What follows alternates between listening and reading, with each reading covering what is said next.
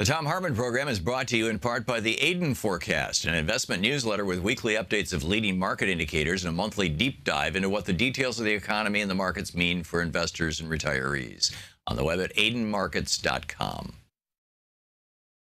Wines have some of the highest pesticide levels in our food chain. This hour brought to you by ecowine.com.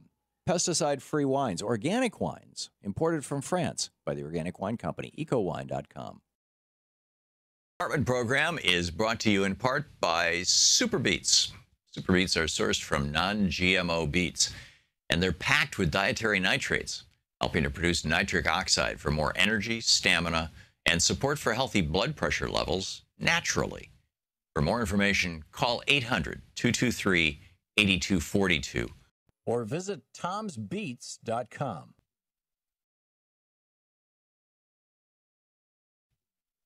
I'm Nina Turner, and you're watching Free Speech TV.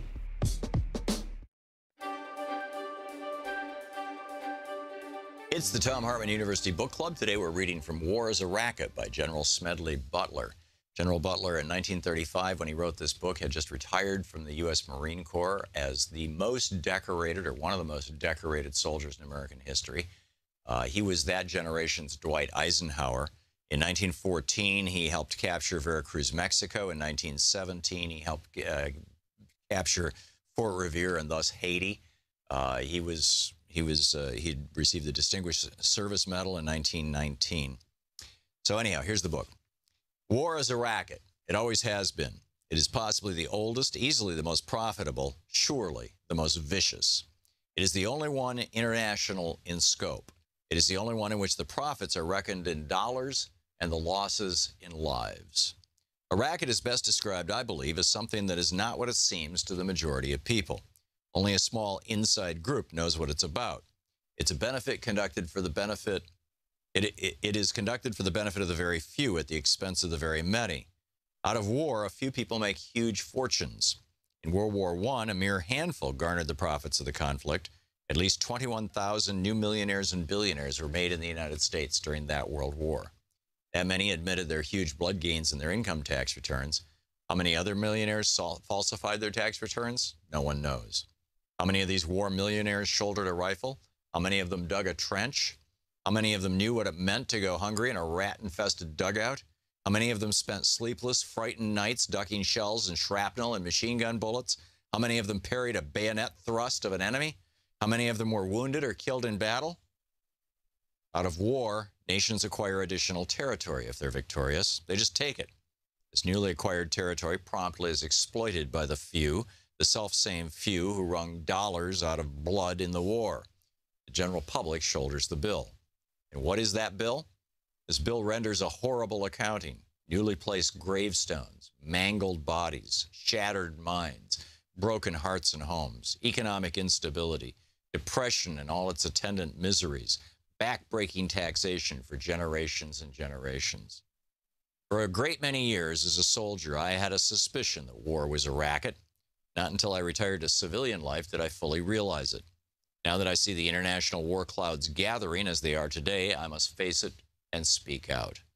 Again, they are choosing sides. France and Russia met and agreed to stand side by side. Italy and Austria hurried to make a similar agreement. Poland and Germany cast sheep's eyes at each other, forgetting for the nonce one unique occasion, their dispute over the Polish corridor. The assassination of King Alexander of Yugoslavia complicated methods.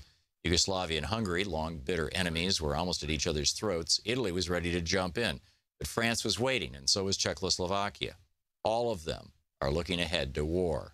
Not the people, not those who fight and pay and die, only those who foment wars and remain safely at home to profit. There are 40 million men under arms in the world today, and our statesmen and diplomats have the temerity to say that war is not in the making. Hell's bells. Are these 40 million men being trained to be dancers? Not in Italy, to be sure. Premier Mussolini knows what they're being trained for. He at least is frank enough to speak out. Only the other day, Il Duce in International Conciliation, the publication of the Carnegie Endowment for International Peace, said, quote, "And above all, fascism, the more it considers and observes the future and the development of humanity, quite apart from political considerations of the moment, believes neither in the possibility nor the utility of perpetual peace. War alone brings to its highest tension all human energy and puts the stamp of nobility upon the people who have the courage to meet it. And a quote from Mussolini. Undoubtedly, Mussolini means exactly what he says. His well-trained army, his great fleet of planes, and even his navy are ready for war, anxious for it, apparently.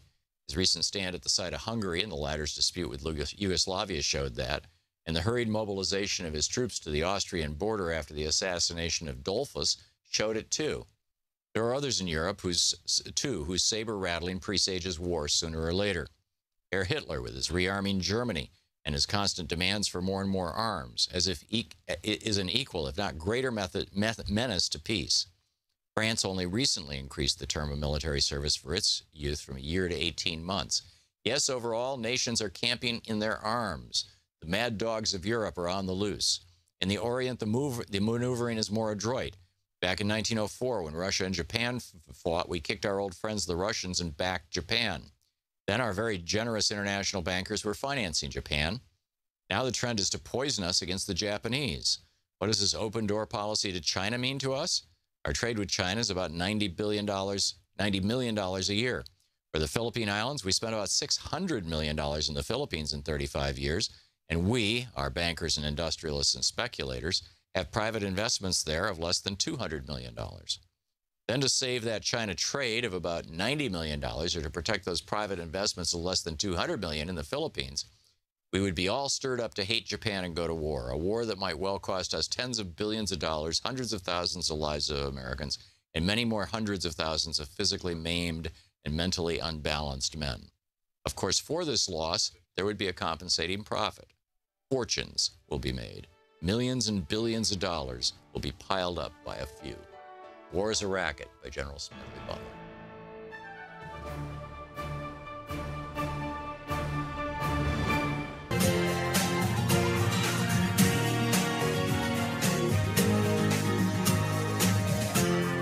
This is the Thom Hartmann Program. Greetings, my friends, patriots, lovers of democracy, truth, and justice, believers in peace, freedom, and the American way. Thom Hartmann here with you. Well, let's see. Donald Trump is in Paris. Quack, quack, quack, quack. Donald Trump still was willing to collude with the foreign government. Quack, quack, quack. So now we've covered what you will see on network television for the next 8 or 10 hours. So, you know, you're in good shape. That said, I'd like to talk about a few other things as well. I mean, we can always talk about those things as anything goes summer. If there's any part of anything of any of this stuff you want to talk about, our number is 202-808-9925. But there are some things happening that I think are quite consequential. And there's some stuff that's like just flat out absurd. To start with the flat out absurd, I mean, literally just minutes before we went on the air, got an email from Donald J. Trump. Now, this is from, you know, victory.donaldtrump.com, so it's actually from Donald Trump's fundraising campaign, running for president 2020, whatever.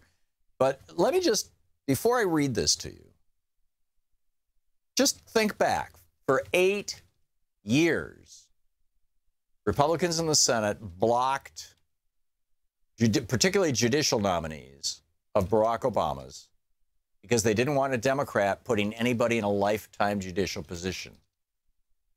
There were over 130 openings in the federal judiciary when President Obama left office.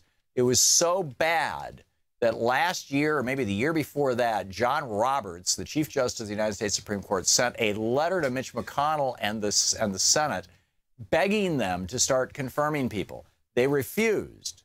They also refused to confirm Merrick Garland for the Supreme Court itself. So the rules got changed. Actually, Harry Reid changed the rules so that they could, you know, get, this is when, you know,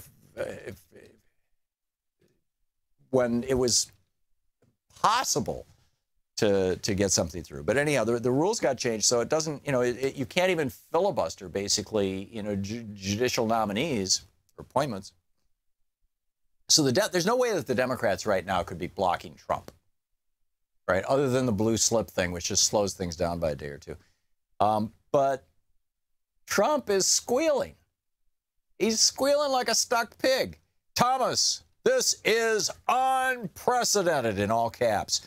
Senate Democrats have delayed crucial appointments, and then in italics, made by me, end of italics, in a blatant attempt to obstruct the will of Americans, italics, just like you. Right. You're appointing people just like me to federal courts. Somehow that's a frightening thought. And it's putting our government, our national security, and our agenda at risk, in all caps.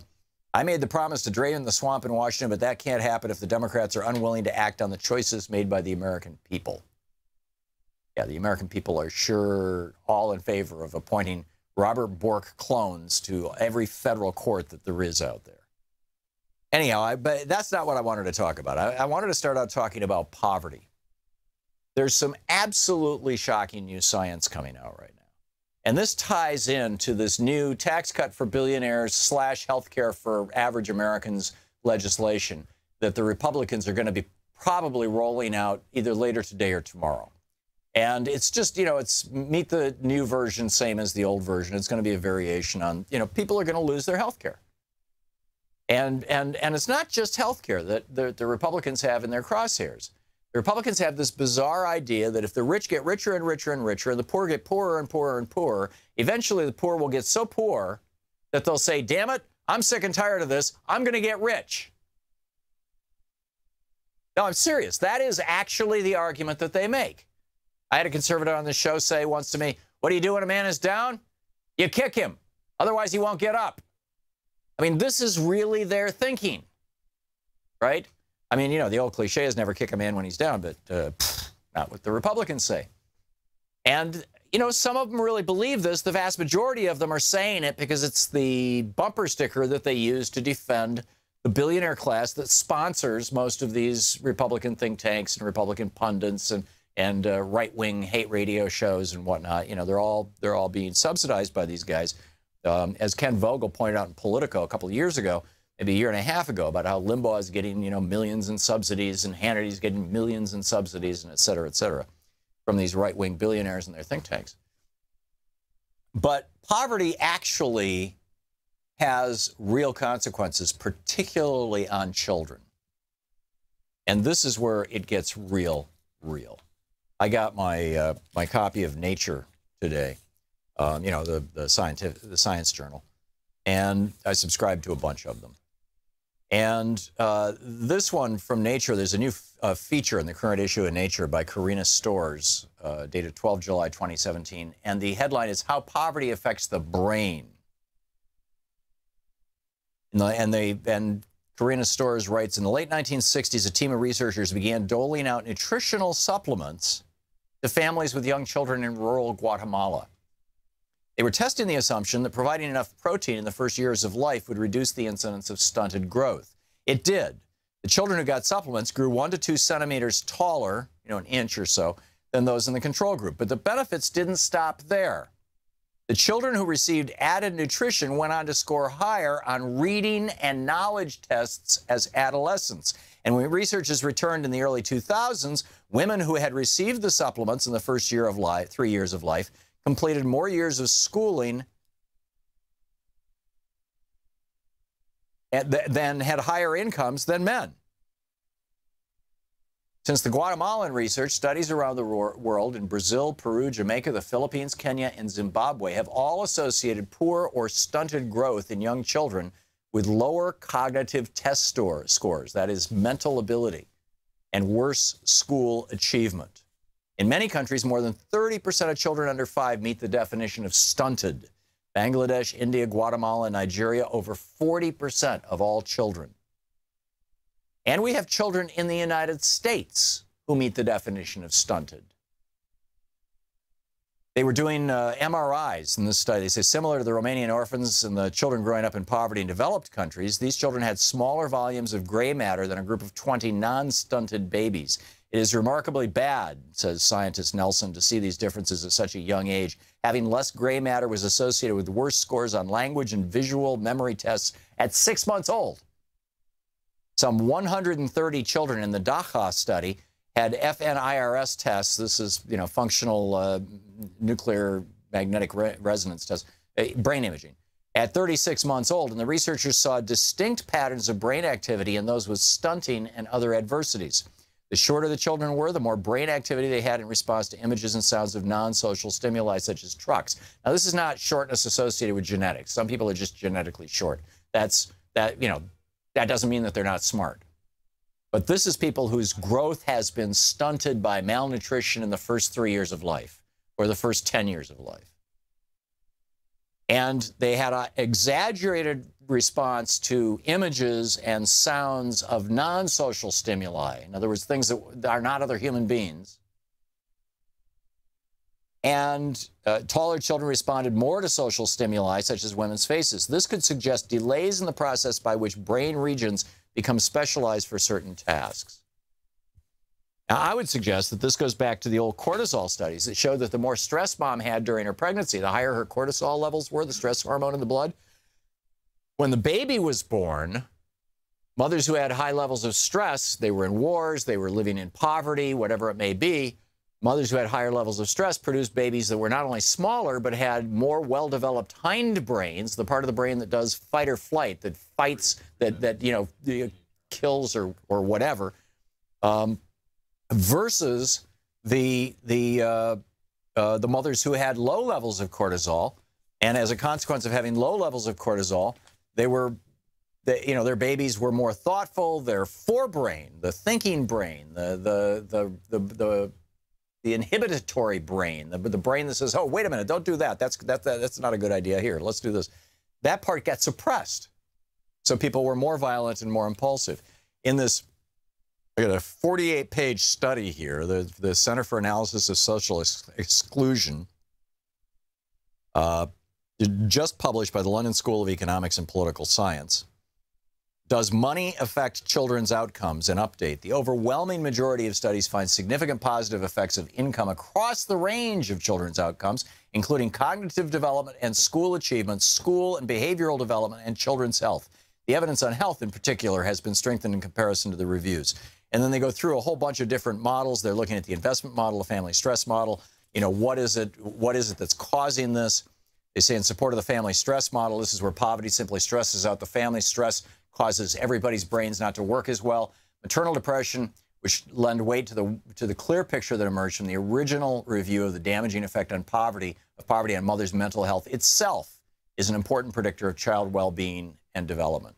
In other words, simply by knowing whether a child is raised in poverty or not, you can predict their fate and future, because this is physiological. This has nothing to do with making decisions or deciding to go out and get a job if they get kicked hard enough by a Republican. Which brings us to the GOP's so-called health care bill. This is amazing. There's a piece over at by Jonathan Cohn in Huffington Post that breaks this thing down. And if you're making more than $200,000 a year, the Republican plan is going to kick back to you at the $200,000 a year level, $6,000 a year. You're going to get that kind of a tax cut. If you're making $100,000 to $200,000 a year, you're going to get about $300 a year back in tax cuts from the Republican plan. Now, if you're making millions or billions a year, you're going to get a god-awful amount of money. That's not even on this chart. Now, if you're making $50,000 to $75,000, you're going to lose about $50.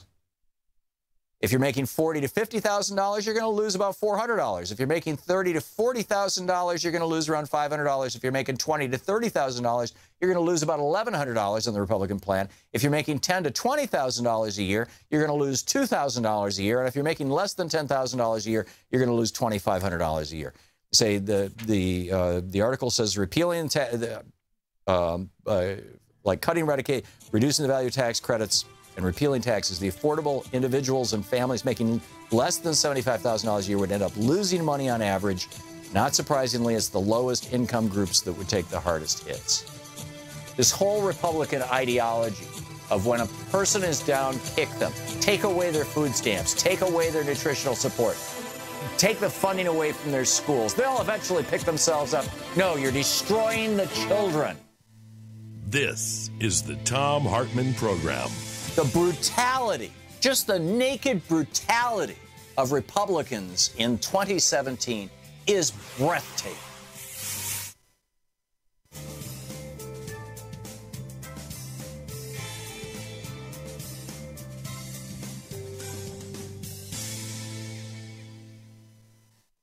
And welcome back.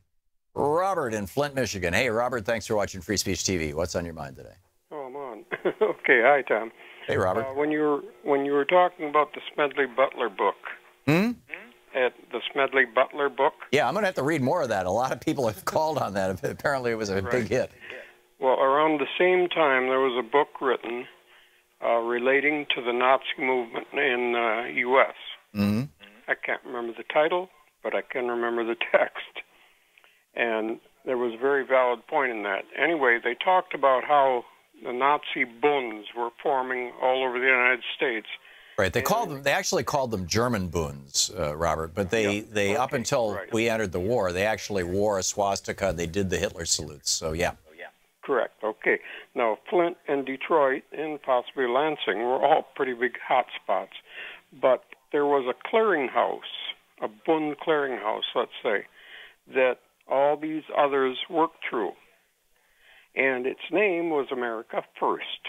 Right. Now, isn't that significant? Yeah, the American First movement in between World War I and World War II was essentially a non-interventionist movement. They were not talking about trade back then because we had 30% tariffs on everything.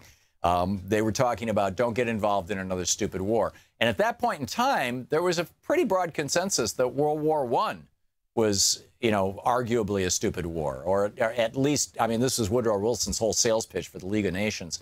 It was a war that never should have happened. It was a war that didn't have a legitimate purpose. And so the argument that was made is let's not get into another war, particularly with Germany, particularly in Europe. And that argument was being made largely by ethnic Germans, Americans whose ancestors were ethnically German. And that was the America First movement, if my recollection is correct. Is that consistent with what you've been reading, Robert? Well, what I got from this author was that might have been, in essence, what America First was from the First to Second War. But by the Second War, by the time of Father Coughlin and the Nazi movement, it was a lot more Nazi than it was German. Yeah, well, Father Coughlin was taken off the air in, I think, 1937. It was long before the war. I know it was a Detroit bishop that was keeping him on. Yeah. But the problem was he developed Alzheimer's on the air. And he started going off on these Nazi rants and these racist rants and these anti-Semitic rants. And the Catholic Church just got so embarrassed they pulled his plug. Right. Well, I think that the whole point of the America First thing, other than what I say, is what I got from this author, was that it was definitely Nazi. Yeah. Is that the first time I heard Donald Trump use that term, I got chills because I'd read that book as a child. My dad had it. Yeah. America First? That sounds awful familiar to me. Well, there were a lot of us who were pointing that out, and some of the old line Republicans, the kind of David Frum Republicans, the ones who actually remember when the Republican Party had some integrity, back in the Eisenhower days, they were pointing it out too and going, are you sure you want to use this phrase? It's got a lot of baggage. But the fact of the matter is, Robert, that there's probably only a very small percentage of Americans who, alive today, who were alive in that interregnum between the two wars, who remember it. And or who are sufficient, like you are, sufficient students of history to know about it. So I share your concern. It's sort of like my concern about the word homeland. The word homeland was introduced by Adolf Hitler at the Nuremberg rallies in 1937 to describe Germany. Nobody had ever used that word to describe Germany before, and then Bush did it in 2001, and it totally freaked me out. Robert, thanks for the call.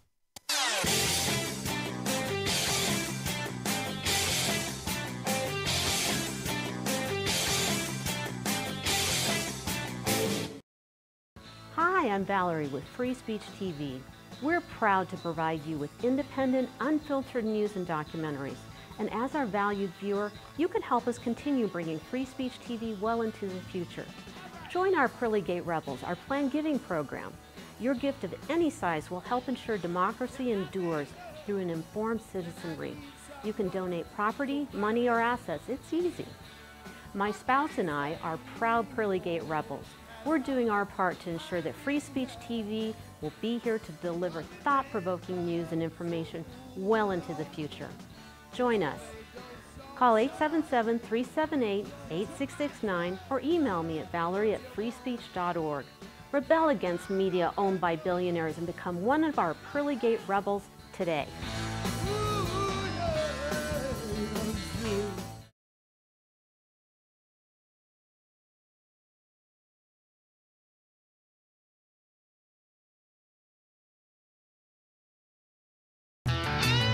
Welcome back. Thom Hartmann here with you. So basically what we have in the United States in this post-Reaganomics era is a massive increase in poverty in the United States, a wiping out of the middle class. I made this point yesterday, but it was parenthetic to a fellow who called in the third hour asking about how do I debate income taxes with people, and I was like, but we've seen this since Reagan cut taxes on the very, very rich, and because tax policy, progressive tax policies, while the rich are saying, oh, hey, I earned $1 billion last year on Wall Street. Why are you taking 50%? Well, because you didn't really earn it. You found yourself in a situation where you could get it, or you put yourself in a situation where you could get it. And maybe you went through college to get in that situation, but still, it's our society, it's our culture, it's our nation that created that. But anyhow, Reaganomics has operated on this theory that the good people, this is neo-Calvinism, that the good people are the rich people, and the rich people should run everything, and they should be able to keep all their money. And so they're even going to have a special income tax category of a maximum of 20% for any income that they make making money using money on capital gains. And we're going to raise that by 3.8% to pay for health care for all these Americans who don't even have health care. And now Republicans are going to roll out this new Trump care proposal that's going to wipe out Americans who have Medicaid, number one. And at the same time, they're trying to cut back on food stamps. Over 90% of welfare applicants in Mississippi last year got rejected. This is the whole federal plan, right? Block grant it and send it to the states. This is what Paul Ryan wants to do with Medicaid. Block grant it and send it to the states. Then what happens? Then the states say, 100 people come in and apply for Medicaid. 3 of them get it. That's the percentage in Mississippi, not Medicaid, but, welfare programs in general. Once you block grant it and hand it to the states, then you're giving them, either they're going to have to raise taxes or they're going to have to cut benefits, and they always choose to cut benefits. And what does that do? It stunts the growth of children. We are destroying our future. It doesn't just stunt their physical growth. When you see malnutrition, and we have it in the United States, and it may be as many, over 40% of all children in the United States live in poverty right now.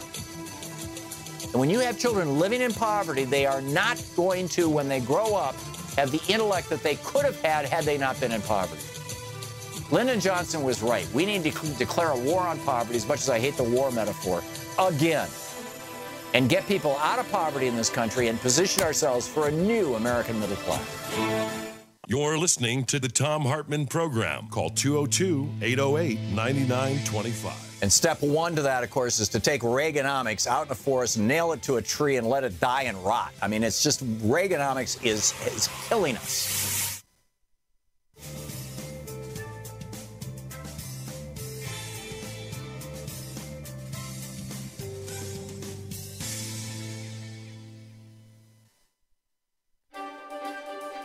It's the Thom Hartmann University Book Club. Hey, it's and Thom Hartmann. We're reading from ADD Success A Dark Money, the hidden history of the billionaires behind the rise of the radical right in today's Thom Hartmann University Book Club.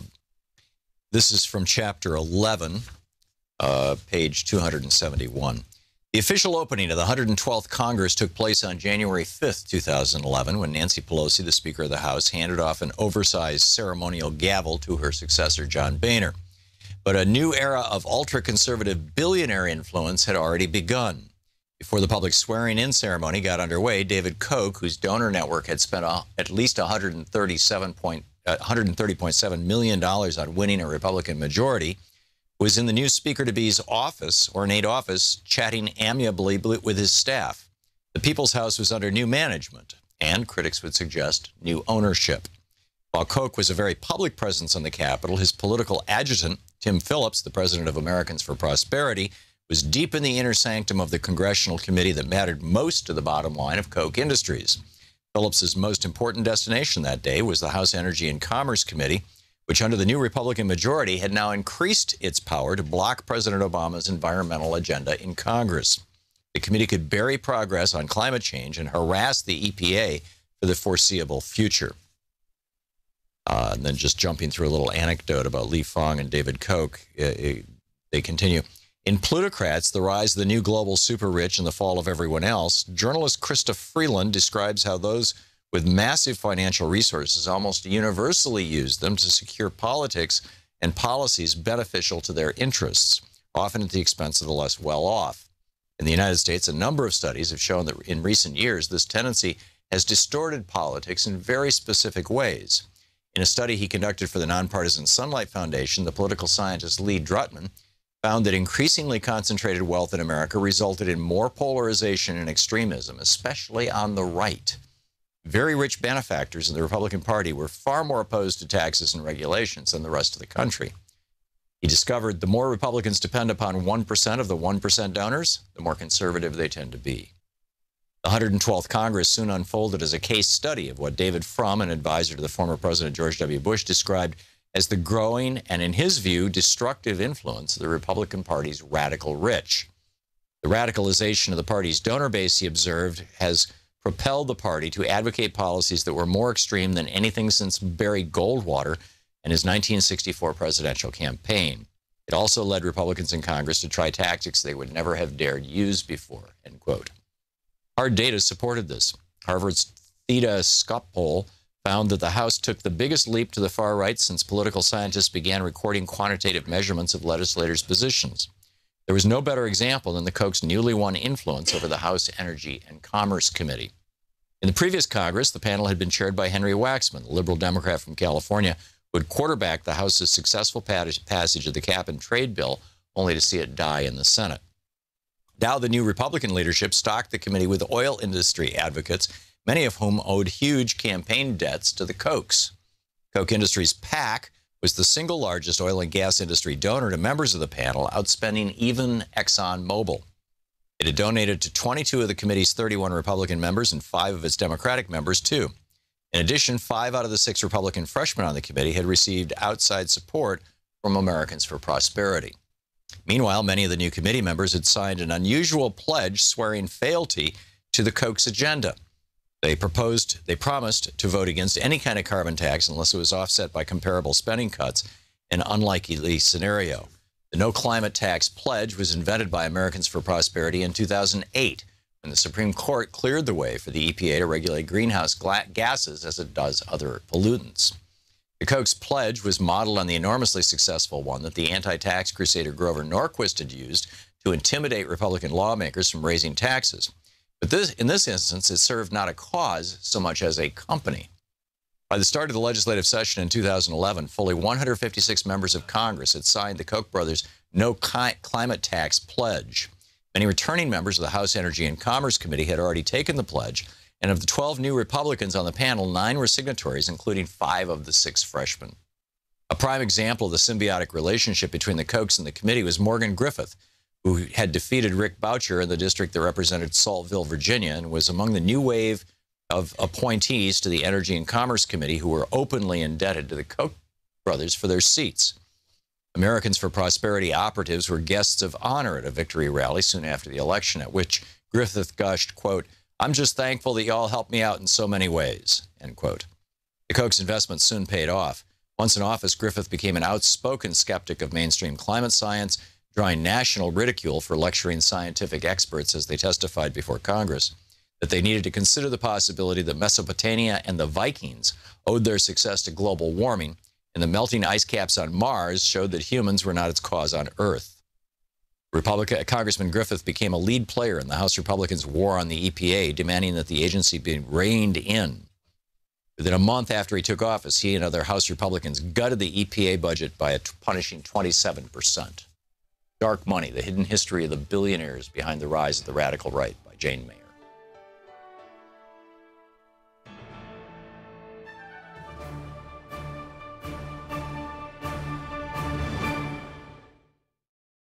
Hey, want to hear that clip again? Subscribe to the Thom Hartmann Program on YouTube to see all your favorite show highlights. You can support the Thom Hartmann Program and see video of our entire 3-hour show over at patreon.com/Thom Hartmann. Welcome back. Thom Hartmann here with you. Have you ever heard of the Sutherland Institute or Federalism in Action or the State Policy Network? Well, you're paying a lot of the expenses for all of them. They're nonprofit organizations. So you pay for their police, you pay for their fire, you pay for their the cost of regulating the banks that they use, you pay for the courts that they would use to litigate the work that they do. You're basically paying for everything for them. Or all the government functions because they're nonprofit. And guess what? These are the organizations fronted, according to Natasha Geiling at Think Progress, fronted by the Koch brothers, who are trying to get the federal government to blow off the Bears Ears National Monument in Utah and privatize it. Sell it off to, say, the Koch brothers, for example. A Utah resolution calling for the elimination of Bears Ear Monument turns out to have been authored by a conservative think tank that is largely funded by the Koch brothers, according to documents and IRS filings. Of course, you're not going to hear about this on any television network where Koch Industries is advertising. So you might want to just, make a note to yourself.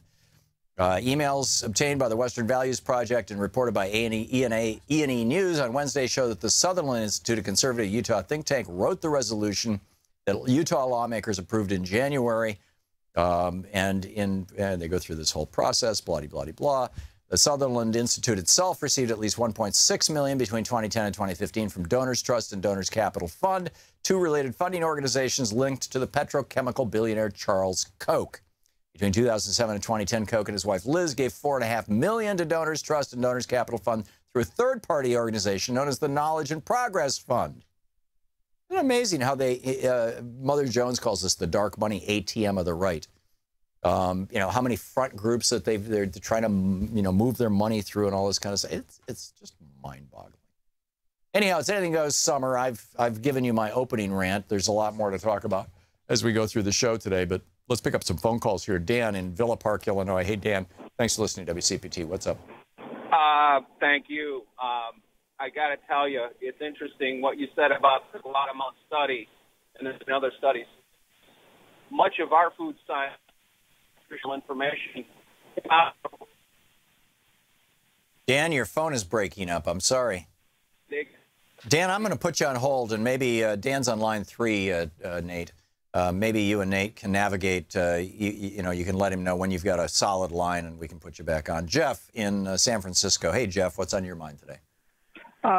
You often discuss a policy Reagan said, I think that was 81, miscreated CEO salaries to become astronomical. Can you explain that again? Sure.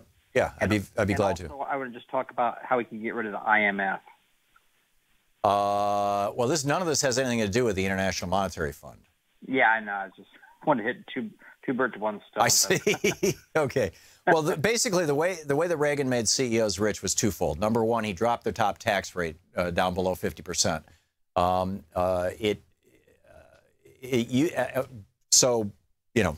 By dropping the top tax rate, when the top tax rate was 74%, there were CEOs who simply said, the 74% didn't kick in until $3 million in income, which is probably the equivalent of 10 or 12 million in today's money. So basically, that's how they capped out their salaries: is you take it up to the tax maximum, and you don't take beyond that because most of your money is then going to the government.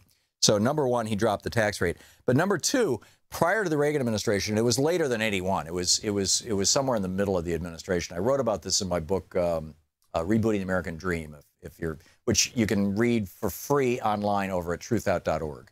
Not trying to sell books here, just giving you reference material. But in any case, prior to this change that was made during the Reagan administration, it was against the law is not quite the right phrase, because there wasn't like a law that said you may not do this. Instead, it was IRS regulations. But if you break IRS rules, you've broken the law. So I guess you could say against the law. It was against the law for companies to compensate their executives with stock. You could buy stock from your company if your company was publicly traded, in many cases at a discount, but you couldn't be compensated with stock. Your compensation had to come in the form of a paycheck, which could be taxed. And the change that was made was, the rationale was CEOs need to be responsive to stockholders, because stockholders are the ultimate owners of the company. And this was a sales pitch that was put forward by the predators, by the slice and dice guys, the Carl Icahns of the world. And the sales pitch was, because the stockholders are the owners of the company, the CEOs should be acting in their behalf and nobody else's. Prior to this, a CEO had 5 constituencies, or had multiple constituencies. You had to respond to and respect and treat well the local community in which the business was located. You had to provide a good product. In other words, your customers, were worthy of respect. You had to treat your employees well. You had to respect the institution of the company itself. Many of these companies have been around for 100 years. And finally, you had to make a profit and distribute that profit in an appropriate way as dividends to the shareholders. So what they came along and said to Reagan and his buddies and Republicans, and they sold it to the United States, this is a sales pitch that started back in the 60s, came out of Milton Friedman's stuff, was if we incentivize CEOs so they're only thinking in terms of profits, then that will make companies grow and be more profitable, because, and it's a variation on the whole hidden hand of the marketplace theology, ideology. It's a theology. It's a belief without physical evidence. And so they did that. And they said, okay, now a company, you can pay your CEO $1 million, but you can give them $50 million in stock options. So if your stock is publicly trading right now at say, $10 a share, and you become the CEO, and over the course of the next your first year's compensation is, say, $500,000 worth of stock or $1 million worth of stock options at $10 a share. If you can jack that share price up to $20 a share, your $1 million compensation this year becomes $2 million next year when you cash it in, and you pay a maximum 20% capital gains tax on it. And so that started the process. And then the CEOs figured out that one of the most profitable ways to increase share value, which is increasing their own paychecks, one of the most profitable ways to increase shareholder value, was to say, screw you to the local community. To hell with the local community. We'll lay off the jobs and go to Mexico. To say, screw you to the customers. We're going to start importing crap from China and from other third world countries and selling it in our stores. And, your toasters, you can't even get them repaired anymore, et cetera, et cetera.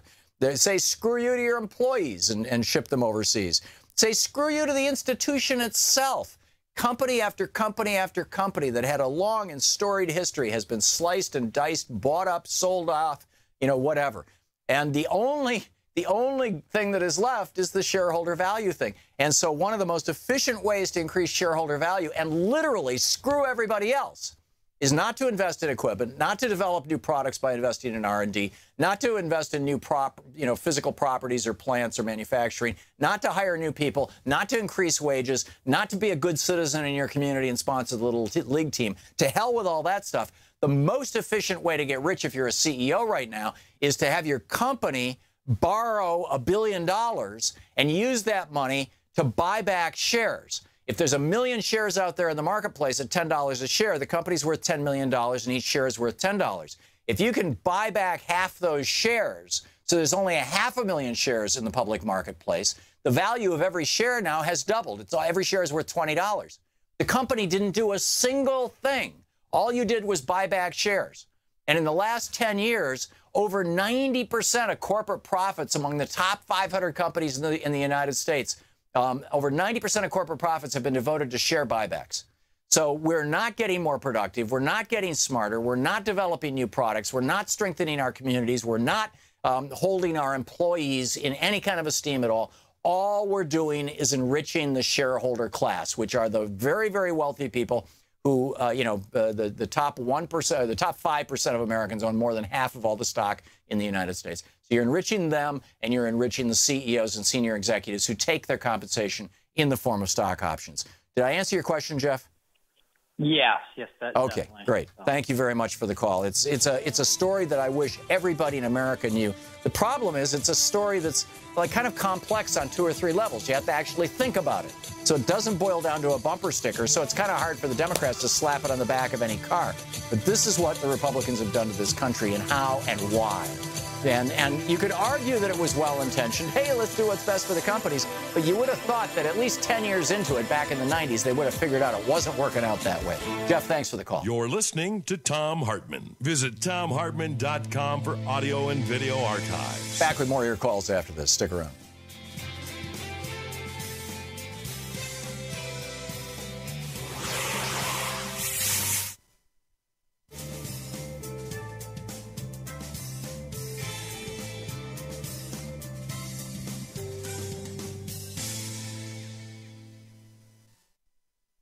And welcome back.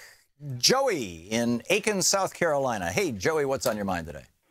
Yeah, Tom, I wanted you to enlighten me. There's something that seems so obvious I must be missing something. But I remembered and, of course, recently researched. In Bush v. Gore, the Supreme Court stopped the recount, citing the 14th, the Equal Protection Clause of the 14th Amendment. Right, which makes no sense at all, but yes, that's what they did.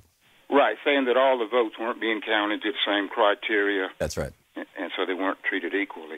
Well, with interstate cross-check, if a state chooses to eliminate someone just based on a first and last name, but they pick and choose like a Juan Gonzalez, but not a John Smith, how come that couldn't be challenged under the Equal Protection Clause? I think it could be, Joey, and I think that that's going to be the basis of a number of lawsuits. The secondary danger is one that I haven't heard anybody talk about.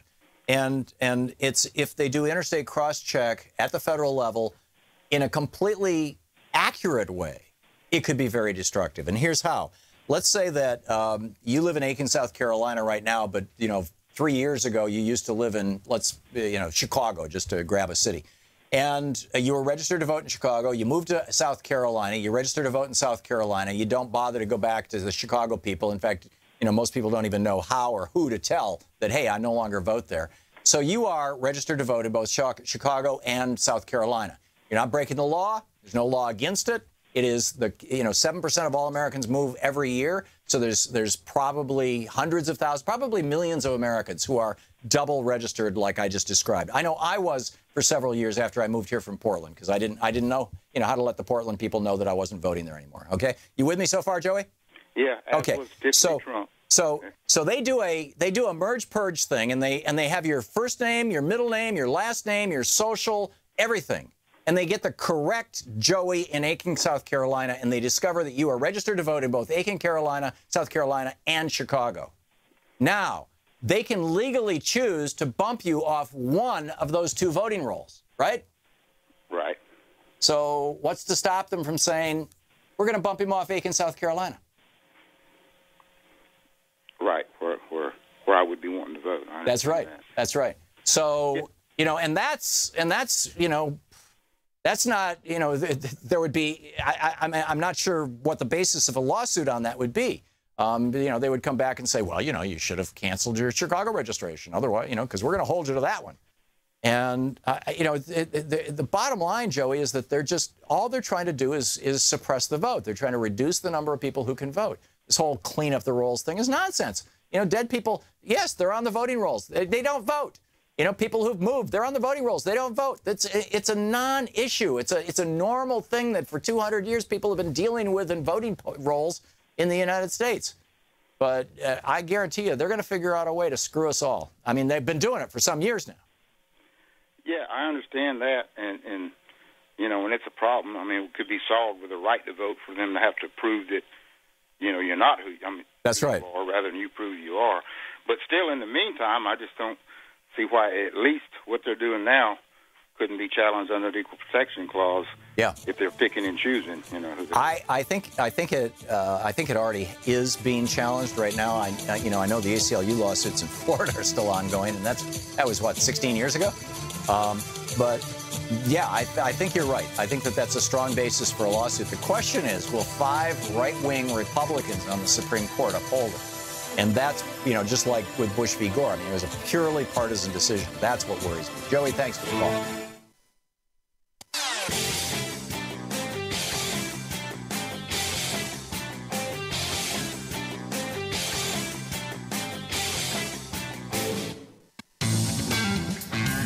Welcome back. Thom Hartmann here with you. Angelo in New Orleans, Louisiana. Hey, Angelo, what's on your mind today?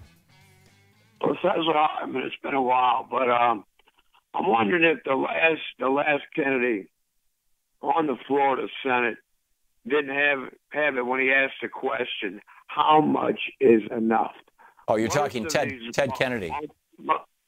Yeah, most of these multi-million, is there a psychosis now that is driving these people to possess more than they could ever spend in anybody in their family's lifetime? Yeah.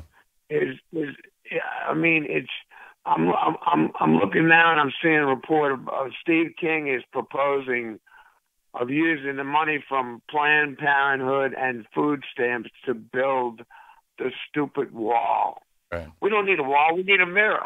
We need a big mirror to see what we've turned into. Yeah. You're doing a tremendous job. God bless you. Keep up the good work. Thanks, Angelo. Have a nice day, my friend. Thank you. And thanks for that sentiment about how much is enough, and thanks for reminding me of that great clip. This is Ted Kennedy, Theodore Kennedy, Ted Kennedy, the brother of John and Bobby Sr., and a United States Senator until he recently died. And here is Ted Kennedy on the floor of the United States Senate. $240 billion in tax breaks for corporations, $36 billion in tax breaks for small businesses, increase in productivity, 42% over the last 10 years. But do you think there's any increase in the minimum wage? No. What is the price? We ask the other side. What is the price that you want from these working men and women? What cost? How much more do we have to give to the private sector and the business? How many $1 billion more are you asking? Are you requiring? When does the greed stop? Isn't that brilliant? When does the greed stop? The sad truth is, for people with hoarding syndrome, with this variation of obsessive-compulsive disorder called hoarding syndrome, who have made the object of their hoarding not tin cans or old newspapers, but money, and who have and who are born into families wealthy enough to give them a start at doing that, the greed never ends. The 5 heirs of the Walton family, the Koch brothers, between those 7 people, probably have as much wealth as the bottom half of America, probably as much wealth as a good chunk of the world. The greed never stops for those folks. And that's the tragedy. And that's why you have tax policy. That's why you have tax policy to prevent that kind of thing from happening, because it's not good for a country to have an oligarchy. It's not. I mean, we sit around and we joke about or talk derisively about Russian oligarchs. We've got more American oligarchs. And it's not, and obviously it's not just Russian, but I mean, it's the rise of oligarchy all around the world is, I think, the most troubling political event in my lifetime. Anyhow, Leonard in South Pasadena, California. Hey, Leonard, what's on your mind? Hey, how you doing, Tom? Good to talk with you. Thank you. Back at you. What's up? Anyway, this is regarding Citizens United. They say money is free speech. Well, no, it's a suppression act. Not everyone has the money to be on TV like these guys are. Yep. So they're suppressing us and keeping us out. And when they say free from what? Yep. It's totally weird, Leonard. If you read Citizens United, the decision, Justice Kennedy in his principal decision, he was assigned to write it by Rehnquist, and the argument that he made was that corporations are the smartest actors with regard to the economy, and therefore, if we limit their ability to run advertisements on TV to tell us who to vote for or how to vote on ballot issues and things, we are cutting ourselves off from the most well-informed information coming from these corporations. So it wasn't even a First Amendment argument. It was an argument about our right to hear what corporations have to say, not what corporations have a right to say. And of course, that has now been twisted by McCutcheon and subsequent decisions to be basically the corporate right to speak as well. And it is just absolutely bizarre. Yeah, Leonard, you raise a really important point. Thank you for the call. I appreciate it. Roger in Pocatello, Idaho. Hey, Roger, what's up? Hey, Tom. I wanted to ask you, is it a possibility to model a nonprofit insurance company after, say, TRICARE and cover all of the 50 states and possibly let people from all the states join it and possibly force the market to have to adjust to a nonprofit, low-cost insurance program since they're trying to kill Obamacare, the Affordable Care Act? Right. I think what you're describing is something like Switzerland. If all of the European countries except Switzerland, or at least all of the former Western European countries, I believe it's all the European countries, because I think that you have to have a national health care system to be part of the Eurozone, but I could be wrong. But in any case, most all the European countries have basically a single-payer system, or in the case of the UK, a national health service, a semi-socialized medicine. But Switzerland doesn't. Switzerland does not have a program administered by the government. They have regulations administered by the government. And the regulations require two very simple things. Number one, that all health insurance that is offered in Switzerland be offered by nonprofit corporations. And number two, that every citizen of Switzerland must buy insurance. And if they can't buy it, the government will provide them with subsidies. So it's sort of like Obamacare. But it's Obamacare with the stipulation, with the absolute requirement that the policies have, basically no or very little deductibles and all that kind of, all the evil stuff in our health insurance companies, pre-existing conditions and all this other nonsense. All of that is gone in Switzerland. It's real insurance. And number two, the insurance companies are not allowed to make a profit. And so they have one of the more expensive European systems, but it's still, in the neighborhood of less than $4,000 per person per year. In Switzerland, we're paying over $8,000 per person per year. So I would say the experience of Switzerland says your idea is a good one. Is it possible for us? Are there roadblocks in the United States from us having that? It's just, it's political will. It's what Congress will pass or not pass. Roger, thanks a lot for the call. I'm not hearing music in my ear. Oh, we're not having music. Okay. Oh, 1 minute. Cool. Casey, we got a minute left. Casey in West Palm Beach. What's up? What's up, Casey? Well, a couple things. Well, you were talking about voter suppression and other stuff. Well, the Democratic Party did voter suppression too as well. Roberta Lang, Debbie Wasserman Schultz, and Brazier. So, I mean, you can't just blame the Republicans for suppression. Our own party did it too as well, and that's facts. That's not made up. That's facts. Yeah. I wish you'd be. There's a difference, though, Casey, and it's a difference that has to be acknowledged. When the Democratic Party engaged in voter suppression, and it went beyond voter suppression, it was some serious dirty tricks that Debbie Wasserman Schultz and Donna Brazile and these guys were up to. When they did that, they got caught and they quit. And they admitted that it was wrong, and they resigned.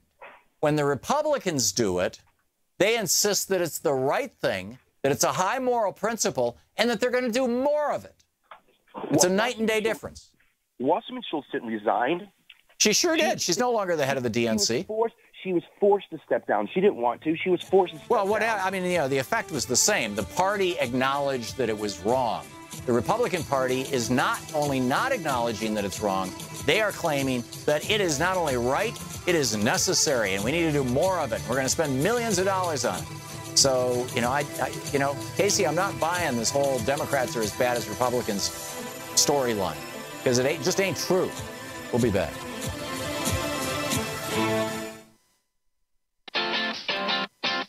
You're listening to Thom Hartmann.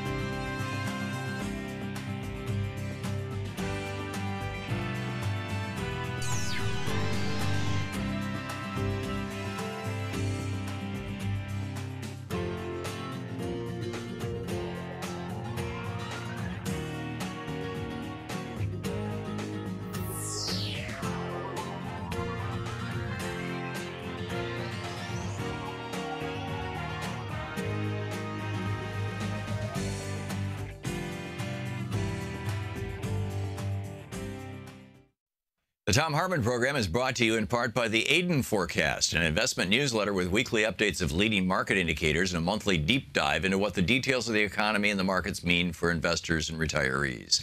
On the web at aidenmarkets.com. Wines have some of the highest pesticide levels in our food chain. This hour brought to you by ecowine.com. Pesticide-free wines, organic wines, imported from France by the Organic Wine Company, ecowine.com. Hartmann Program is brought to you in part by Super Beets. Super Beets are sourced from non-GMO beets, and they're packed with dietary nitrates, helping to produce nitric oxide for more energy, stamina, and support for healthy blood pressure levels naturally. For more information, call 800-223-8242 or visit tomsbeets.com.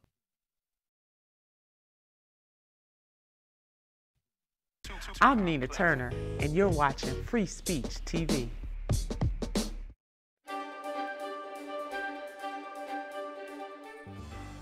Hey, it's the Thom Hartmann University Book Club. Today we're reading from Jeffrey Sachs' new book, Building the New American Economy, Smart, Fair, and Sustainable. This is the preface. The foreword of the book, by the way, was written by Bernie Sanders. Donald Trump, this is from the preface, though, by Jeffrey Sachs. Donald Trump becomes president of a nation that is deeply divided by class, race, health, and opportunity. In his acceptance speech, Trump pledged to be the president for all Americans. He also gave a very promising hint of how to pursue that objective in practice. Trump is a real estate developer, so it's not surprising that his brief acceptance speech was dominated by the idea of rebuilding, a word he mentioned 4 times. And then here's the quote. Working together, we will begin the urgent task of rebuilding our nation and renewing the American dream. We are going to fix our inner cities and rebuild our highways, bridges, tunnels, airports, schools, and hospitals. We're going to rebuild our infrastructure, which will become, by the way, second to none. And we will put millions of our people to work as we rebuild it. End of quote from Trump. This is a valid, indeed uplifting perspective. America desperately needs rebuilding. Its infrastructure is decrepit. Its energy system is out of date for a climate-threatened economy. Its coastal areas are already showing grave vulnerability to rising sea levels and extreme storms. Its Rust Belt cities like Grand Rapids, Michigan are boarded up. Its inner cities across the country are unhealthy for the people being raised in them. Rebuilding America's cities and creating a 21st century infrastructure could be Trump's greatest legacy. Trump's pledge to make America's infrastructure second to none is a correct and bold goal for America's competitiveness, future job creation, public health, and well-being. Yet, as I will explain in this book, America today is certainly no longer second to none. On a recent Sustainable Development Goals Index, the United States ranked 22nd out of 34 high-income countries. For Americans returning from foreign travel, a well-known sign that they've touched down at home is that the elevators, escalators, and moving walkways of our once proud airports are out of order. A builder president could indeed help to restore vitality to the U.S. economy and put millions of people to work in the process. All of the major candidates in the 2016 presidential campaign pledged a major effort to rebuild America's infrastructure. Indeed, Trump suggested a hefty price tag of $1 trillion, which is a realistic sum and target for the coming 5 years, roughly 1% of national income every year.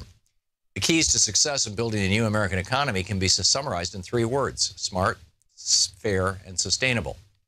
A smart economy means deploying the best of cutting-edge technology. Our energy grid should be smart and economizing on energy use and incorporating distributed energy sources, such as wind and solar power, into the grid. Our transport system should be smart in enabling self-driving electric vehicles within our cities and 21st century high-speed rail between them. A fair economy would start with Trump's pledge to rebuild the inner cities.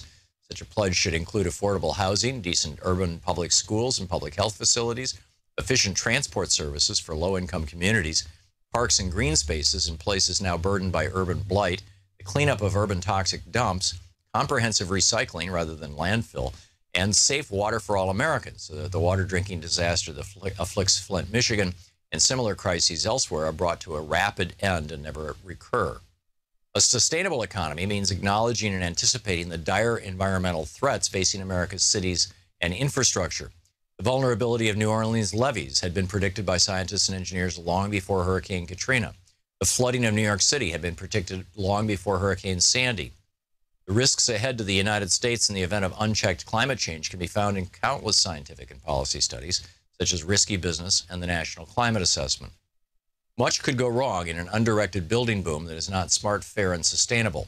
Trump's campaign pledges to restore the Keystone XL pipeline and U.S. coal production are cases in point. Investing in a boom in fossil fuels would be an expensive dead end. Such projects will inevitably be closed soon after they are completed, if not in a Trump administration, then in the ones that follow. They are simply untenable environmentally, no matter where the lobbyists assert, no matter what the lobbyists assert. Billions of dollars would be thrown down the drain to develop resources that will never be used. It's funny that climate deniers are chortling about the incoming Trump administration. Nature doesn't care what they think, and neither do the 192 other countries on the planet that signed the recent Paris Climate Agreement.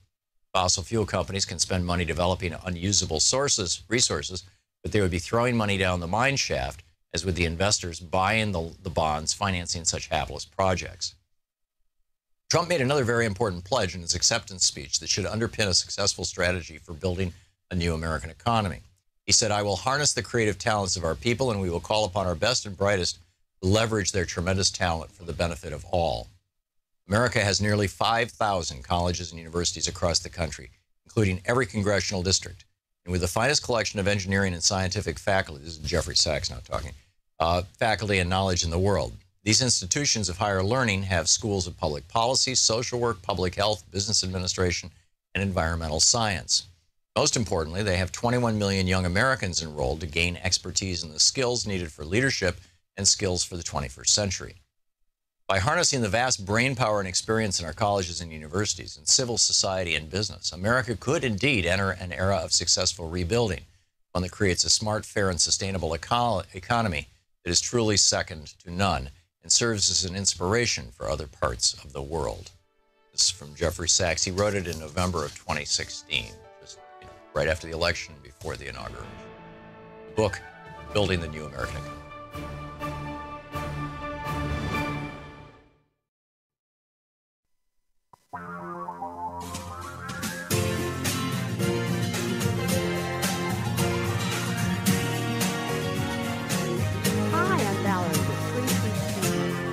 This is the Thom Hartmann Program. Welcome back. Thom Hartmann here with you. Donald Trump is in France right now. He is doing a news conference with President Macron. Somebody just asked him, hey, your son took this meeting with this woman who said that she represented the Russian government. Now, the Russian government, of course, is saying no, she doesn't. And in fact, I think she's saying now no, she doesn't. So who lied to whom, where, and how? But anyhow, they asked or maybe she did. And, let's get to the bottom of this. But in any case, your son took this meeting, and people in your own party say he should have called the FBI. What do you think? And Trump is like, well, nothing happened. It was no big deal. And then, and then they toss it to Macron. But, Macron and Trump are, they're trying to make it friendly. But the line that really got me was Trump saying, I did a great service for my country by appointing Christopher Wray, right, as head of the FBI. Oh, yeah, it's all about Trump. It really is. It's all about Trump. It's Anything Goes Summer. Kelly in Albuquerque, New Mexico. Hey, Kelly, thanks for listening to Sirius XM. What's on your mind today? Thank you for taking my call. I appreciate it very much. I'm an example of Lyndon Johnson's war on poverty. I was born in 1959, rural Colorado, very poor. I was the first graduate of Head Start. I got my family. I was a single mom kid. We got blocks of cheese, canned beef, and powdered milk to drink. I went to elementary school. I'm telling you this just to give you an example. And I was allowed, because I was a good student, to go out early for lunch to wash dishes to earn my lunch in the public school. So what I'm telling you is I had an opportunity. I also had an opportunity for education. I got to go to school on scholarship because I worked so hard for it. Not that anyone gave it to me. I say all of this because I think that what we're going through today has so many roots. It's education, it's community, it is nutrition. And I can remember struggling very hard, but loving what I did because I had the opportunity. And I know I'm just one example, but I'm an example that got 2 degrees.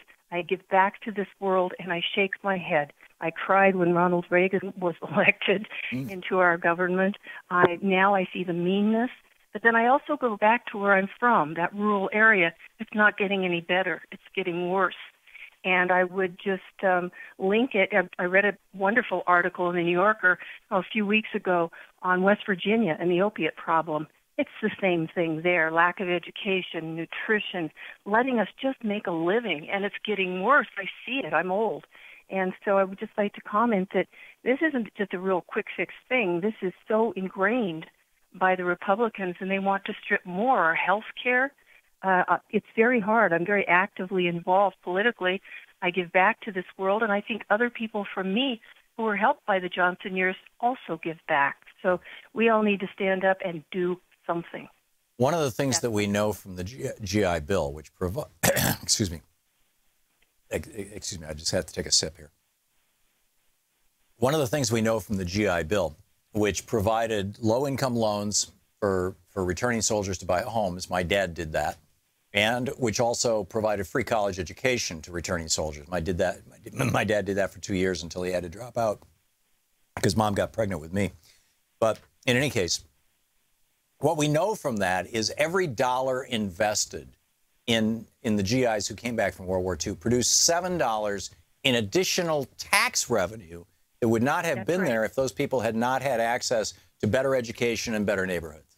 And that is true, and I can guarantee I gave every penny and thousands more because of what Lyndon B. Johnson, the Democrats, and my community was willing to invest in me. Right. And I continue to give back. Understand that. And I would just recommend, this is silly of me, but I'm in education. I liked, it is called The Educated Imagination by Fry. Mm-hmm. I thought that was a wonderful book. It's old. I hope it's still in print.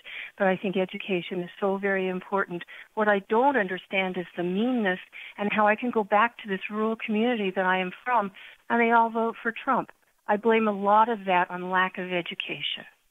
I don't disagree, although I blame a lot of it on Fox News. I mean, there's a media company that is ubiquitous and that is billionaires, supported, and is just like, not a good force in our dialogue in this country, in my opinion. Kelly, thank you for sharing your story. I really can identify it. When I was 5 years old, my dad. My parents moved to, well, actually they moved to Lansing, I guess, when I was 4, but I remember 5. And my dad was making a living as a door-to-door Rexair salesman. It was a vacuum cleaner, and a door-to-door World Book Encyclopedia salesman. And he was not making it. He was just barely getting by. And I remember my dad and mom taking me and my brothers down to we called it the cheese store. And we get these big, giant 10-pound blocks of American cheese, and we get a 50-pound bag of spaghetti or of macaroni. And we get the 50-pound bag of powdered milk, non-fat, dry powdered milk. I still hate powdered milk to this day as a result of that, and love macaroni and cheese as a result of that. And then he got a job at a tool and die shop, a good union job, and everything changed for us. And it was just a remarkable thing. It was truly a remarkable thing. Kelly, thank you for sharing your story. Great to hear from you. Thank you. Jim in San Diego. Hey, Jim, what's on your mind? Good. I just was listening intently to the last conversation and similar experience. But my question is when you talk about poverty, and I agree with your talk about how people have to, money invested will help it stunts the less privileged among us. But when you talk to the people that against it, they always say builds a cycle of dependency. The food stamp program, Section 8 housing, et cetera. You constantly hear, well, why do they get that? Why, I'll go into the corporations, welfare, et cetera. But what I'm asking of you is, what argument do you give to a working class, middle class person who says, I work my fanny off every single day. Why? And I go to the grocery store, and while I'm in the grocery store, I see somebody that has a nice car, or that's just what they tell me, a nice car, and then they, they have food stamps. Right. So that's what I would really like some arguments to help. The whole cycle of dependency thing, Jim, is BS. And all you have to do is look at history to see that. If, when Henry Ford, back in the 1900s, when Henry Ford first started manufacturing in Dearborn, Michigan, and I grew up in Michigan. I was not alive in 1913, but you know, I'm familiar with the history of the state. Detroit was an undeveloped and relatively poor area. Now, they didn't have poverty programs back then, but there were a lot of people in poverty. And the main story of the day was people are in poverty because they choose to be. I mean, that's the story that we inherited from the Victorians, and it's the story that they inherited from the medievalists, from the feudal, you know, the Dark Ages, and it's a story that they inherited from arguably Gilgamesh. I mean, it's a long, old story used to justify keeping some people poor and making some people rich. But the fact of the matter is that when Henry Ford started building large automobile factories and started hiring people, and then the Dodge brothers did, and the Chrysler family did, and everybody started doing that in Detroit, suddenly Detroit became literally, from the 1940s to the 1970s, the most prosperous city in the United States. There was no more welfare dependency in Detroit because there were jobs. And then the jobs went away. Now there's no more jobs. Now you've got welfare dependency, or you've got people on welfare. It's not, people don't sit around going, geez, I wish I could just, you know, get some food stamps. People want jobs. But the fact of the matter is that the plutocrats in our society, the billionaire class in our society, the multinational class in our society, has decided that those jobs are better done in Vietnam or Nicaragua or China or you know, some other third world country where they can pay pennies on the dollar for the labor, where they don't have to deal with environmental regulations and all that kind of stuff, because we did away with tariffs so they can just import the stuff back in the United States. And it's just fine with them that people in Detroit right now are competing with $3 an hour labor in China. This is the Thom Hartmann Program. And that $3 an hour labor in China, of course, not only drives down wages in the United States, but also wipes out jobs, which throws people onto welfare. So, you know, you've got the problem wrong.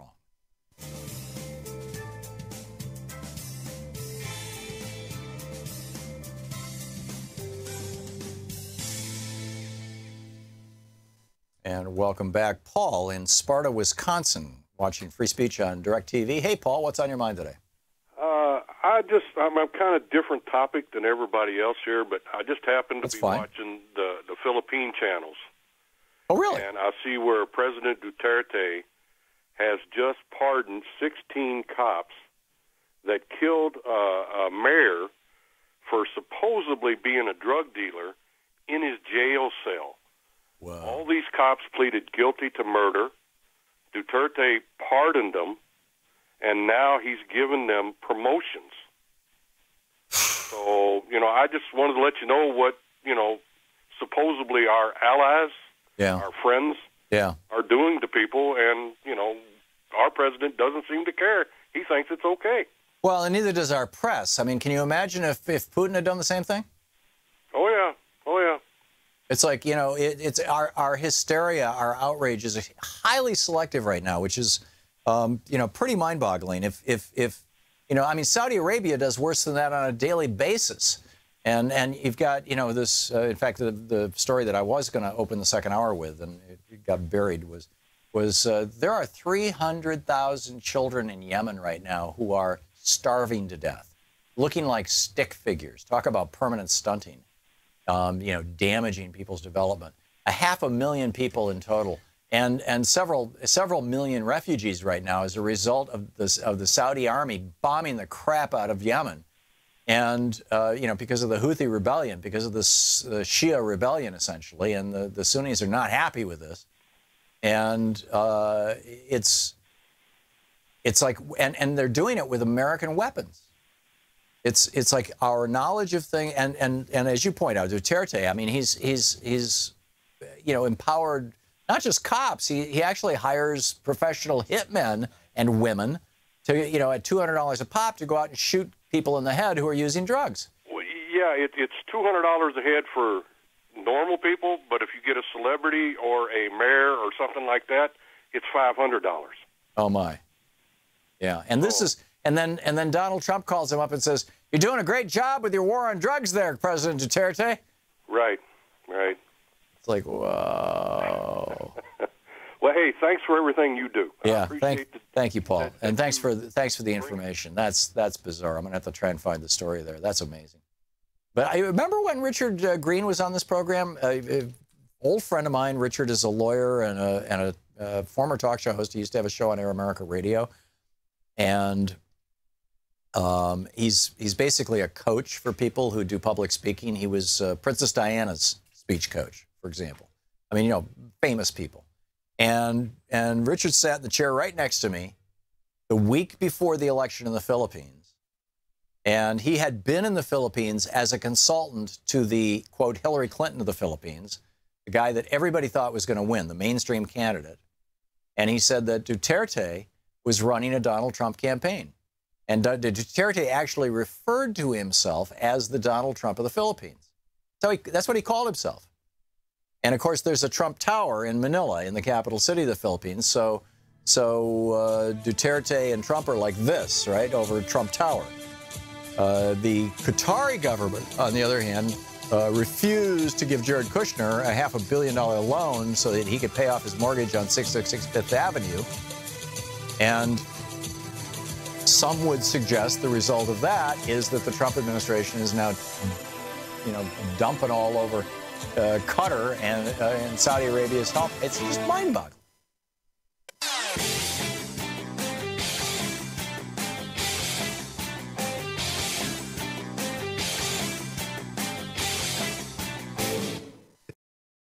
Hi, I'm Heather with Free Speech TV. Your support, whether through giving of donations, volunteering, or even spreading the word, has made it possible for the only independent progressive news network to sustain for more than 20 years. Now, you can give to Free Speech TV through the Branch of Gratitude. This program is a sustainable way to give that reduces waste through paper mailing, postage, and staff hours. By choosing to participate in the Branch of Gratitude, you are joining hands with the socially conscious community and sending a message to the world that Free Speech TV is not only here to stay, it is here to thrive. Please call 877-378-8669 or go online to freespeech.org. Make a difference and join the Branch of Gratitude today.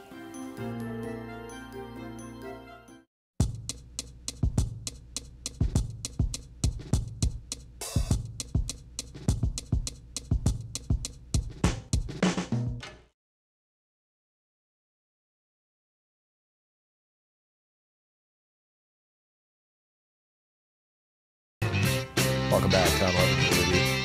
I do want to talk, actually, I was going to do it at the top of the hour. I've got a couple of stories here that are pretty mind-boggling, but this is the big one, I think. Yemen.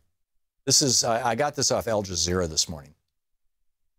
Yemen's unfathomable pain and suffering. And if you have a web browser and you can open up the Al Jazeera website, the pictures that go with this are just heartbreaking. We're seeing no coverage of this that I can tell in the American media because Yemen is being bombed mercilessly by U.S. ally Saudi Arabia using U.S. weapons, including cluster bombs, which are banned by the United Nations. They're killing children. They're killing families. There's 500,000 children who are on the edge of starvation right now. And that's why I said the pictures are just, you know, horrible. You've got 300,000 people, according to the United Nations, who have cholera right now. Cholera kills by causing diarrhea, unstoppable diarrhea. You die of dehydration in 2 or 3 days as a result of contracting the cholera bacteria. And it's a waterborne bacteria. And it gets into the water from feces, and it comes out of the water, and it infects the gut. United Nations officials, this is from the story in Al Jazeera. United Nations officials have warned that the conflict in the Arab world's poorest nation, Yemen, is intensifying daily, with armed groups expanding, hundreds of thousands facing a cholera epidemic, and 7 million people on the cusp of famine.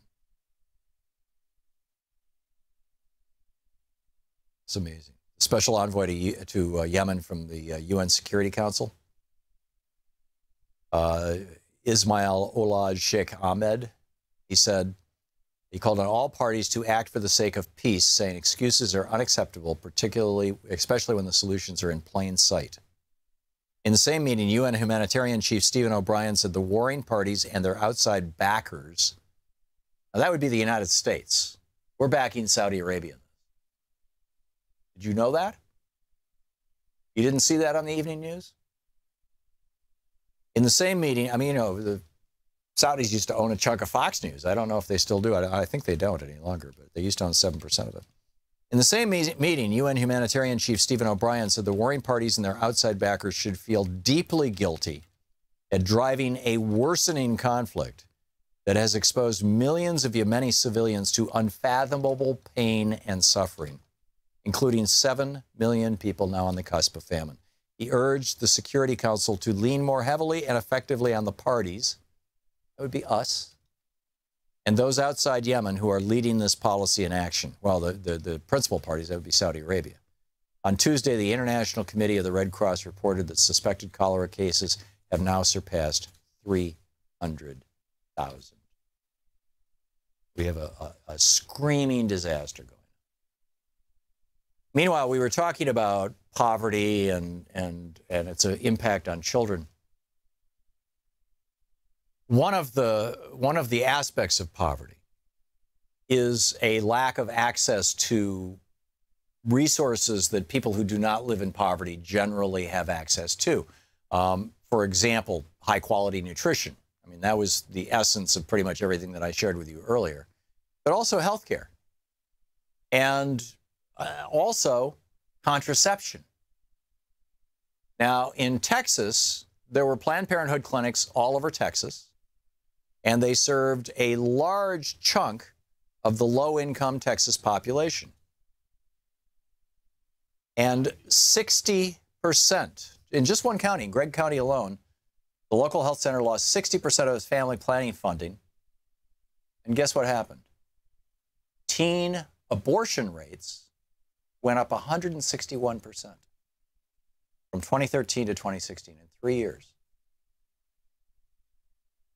So what is happening in Texas right now, Texas was one of the very first states that succeeded in essentially defunding Planned Parenthood and services that provide contraception to particularly low-income women and girls and teenagers. And once they defunded contraception, the abortion rate has exploded. Why? Well, because unplanned pregnancies have exploded. The greatest rise in abortion rates occurred in rural areas where access to affordable family planning was already scarce. In the first 3 years after, this is by Laura Bassett in today's Huffington Post, in the first 3 years after Texas Republicans slashed the family planning budget in 2011 and shut down more than 80 women's health clinics, the abortion rate among teenagers in the state rose 3% over what it would have been had the clinics remained open. Rick Perry, when he slashed funding for these things, said he was doing it to ensure, and I quote him, to ensure abortions are as rare as possible under existing law. Well, actually, it had the opposite result. And as I point out, in just Gregg County, one of the poorer counties, the abortion rate increased not 3%, 191%. This is the insanity of the Republican health care plan that the media is ignoring, that is going to get dropped. Well, they're not completely, but this is a big deal. They want to do to America what Rick Perry did to Texas. We should wake up. You're listening to the Thom Hartmann Program. Call 202-808-9925. And speak out and fight back and stand for our values and be more and more politically.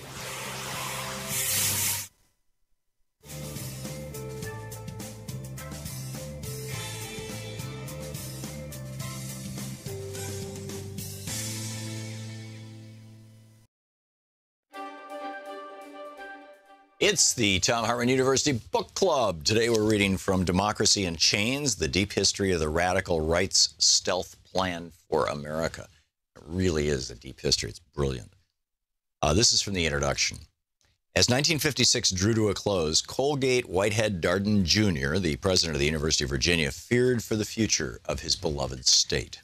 The previous year, the U.S. Supreme Court had issued its second Brown versus Board of Education ruling, calling for the dismantling of segregation in public schools with, quote, all deliberate speed. In Virginia, outraged state officials responded with legislation to force the closure of any school that planned to comply. Some extremists called for ending public education entirely. Darden, who earlier in his career had been the governor, could barely stand to contemplate the damage such a rash move would inflict. Even the name of this plan, Massive Resistance, made his gentlemanly Virginia sound like Mississippi. On his desk was a proposal written by a man who had recently been appointed chair of the economics department at the University of Virginia. 37-year-old James McGill Buchanan likes to call himself a Tennessee country boy, but Darden knew better. No less a figure than Milton Friedman had extolled Buchanan's potential. As Darden reviewed the document, he might have wondered if the newly hired economist had read his mind. For without mentioning the crisis at hand, Buchanan's proposal put in writing what Darden was thinking. Virginia needed to find a better way to deal with the incursion on states' rights represented by Brown versus Board of Education. To most Americans living in the North, Brown was a ruling to end segregated schools, nothing more, nothing less. And Virginia's response was about race. But to men like Darden and Buchanan, two well-educated sons of the South who were dedicated to the idea of, to its model of political economy, Brown voted a sea change on much more. At a minimum, federal courts could no longer be counted on to defer reflexively to states' rights arguments. More concerning was the likelihood that the high court would be more willing to intervene when presented with compelling evidence that a state action was in violation of the 14th Amendment's guarantee of equal protection under the law. States' rights, in effect, were yielding in preeminence to individual rights. It was not difficult for either Darden or Buchanan to imagine how a court might now rule if presented with the evidence of the state of Virginia's archaic labor relations, its measures to suppress voting, or its efforts to buttress the power of reactionary rural whites by underrepresenting the moderate voters of the cities and suburbs of Northern Virginia. Federal meddling could rise to levels once unimaginable. James McGill Buchanan was not a member of the Virginia elite, nor is there any explicit evidence to suggest that for a white Southerner of his day, he was uniquely racist or insensitive to the concept of equal treatment. And yet somehow, all he saw in the Brown decision was coercion. And not just in the abstract. But the court ruling represented to him was personal. Northern liberals, the very people who looked down on Southern whites like him, he was sure, were now going to tell his people how to run their society. And to add insult to injury, he and people like him with property were now no doubt going to be taxed more to pay for all the improvements that were now deemed necessary and proper for the state to make. What about his rights? Where did the federal government get the authority to engineer society to its liking and then send him the bill? Who represented their interests in all this? I can fight this, he concluded. I want to fight this. Find the resources, he proposed to Darden, for me to create a new center on the campus of the University of Virginia, and I will use this center to create a new school of political economy and social philosophy. It would be an academic center, rigorously so, but one with a quiet political agenda to defeat the perverted form of liberalism that sought to destroy their way of order, of life, a social order as he described it, to promote a social order as he described it, built on individual liberty, a term with its own coded meaning, but one that Darden surely understood. The center Buchanan promised would train a line of new thinkers in how to argue against those seeking to impose an increasing role of government in economic and social life. He could win this war, and he would do it with ideas.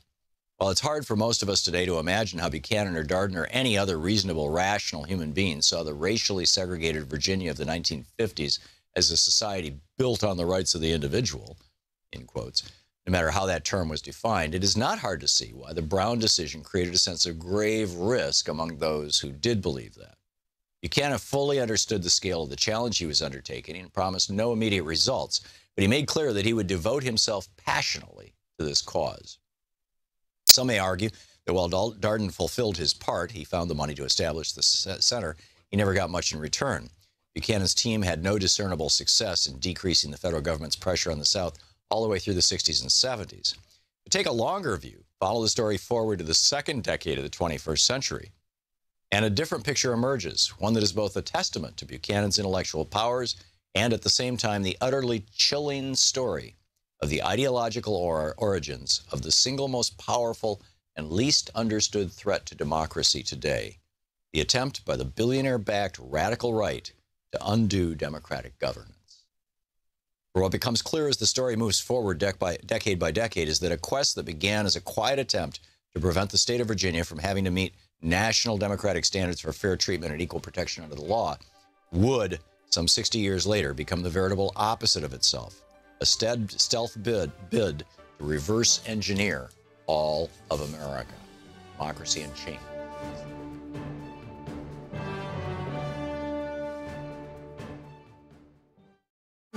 Want to connect with the show online? You can find the Thom Hartmann Program on Facebook, Twitter, and Instagram.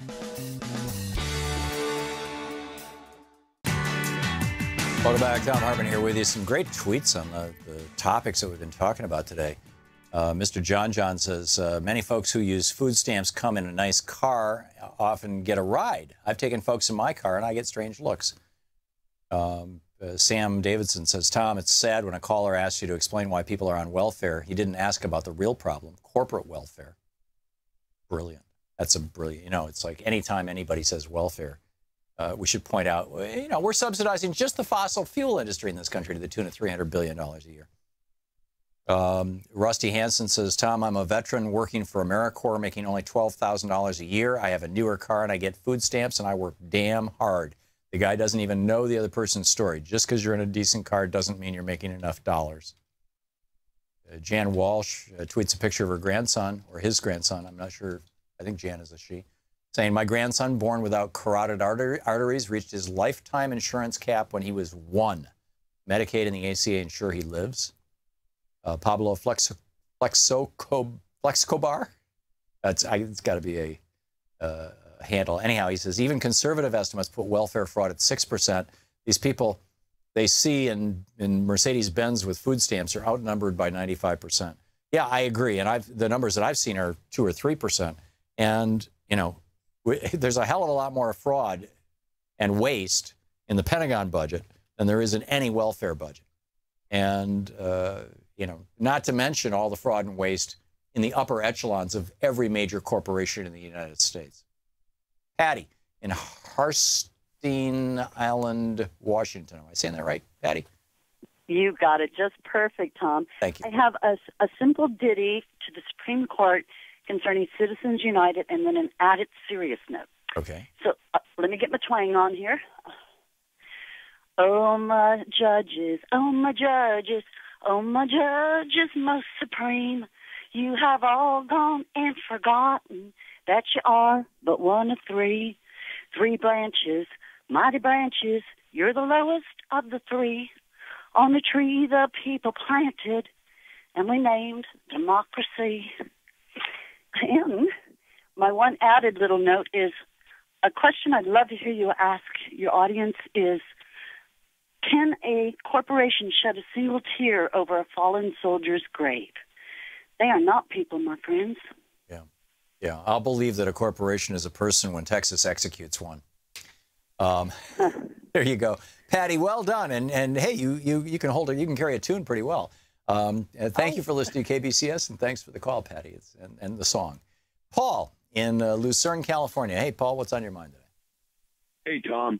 I got 2 quick things to say real quick. One, if you're a progressive Democrat, please join your local party. We need you bad. Amen. Okay? Now, 2, I have a question for you.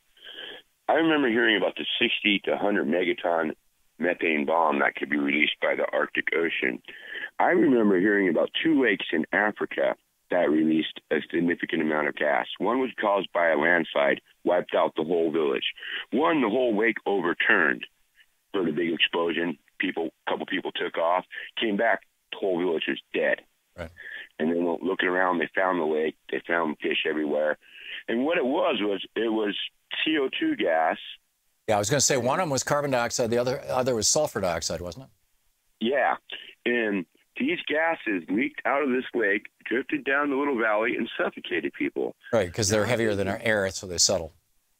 And 100 megaton bubbling out of the ocean, doesn't that have the potential to drift over and suffocate a village? No, because methane is actually lighter than most of the atmosphere. Methane rises all the way up to the stratosphere where it combines with hydroxyl molecules, OH molecules, and breaks down to water vapor and carbon dioxide.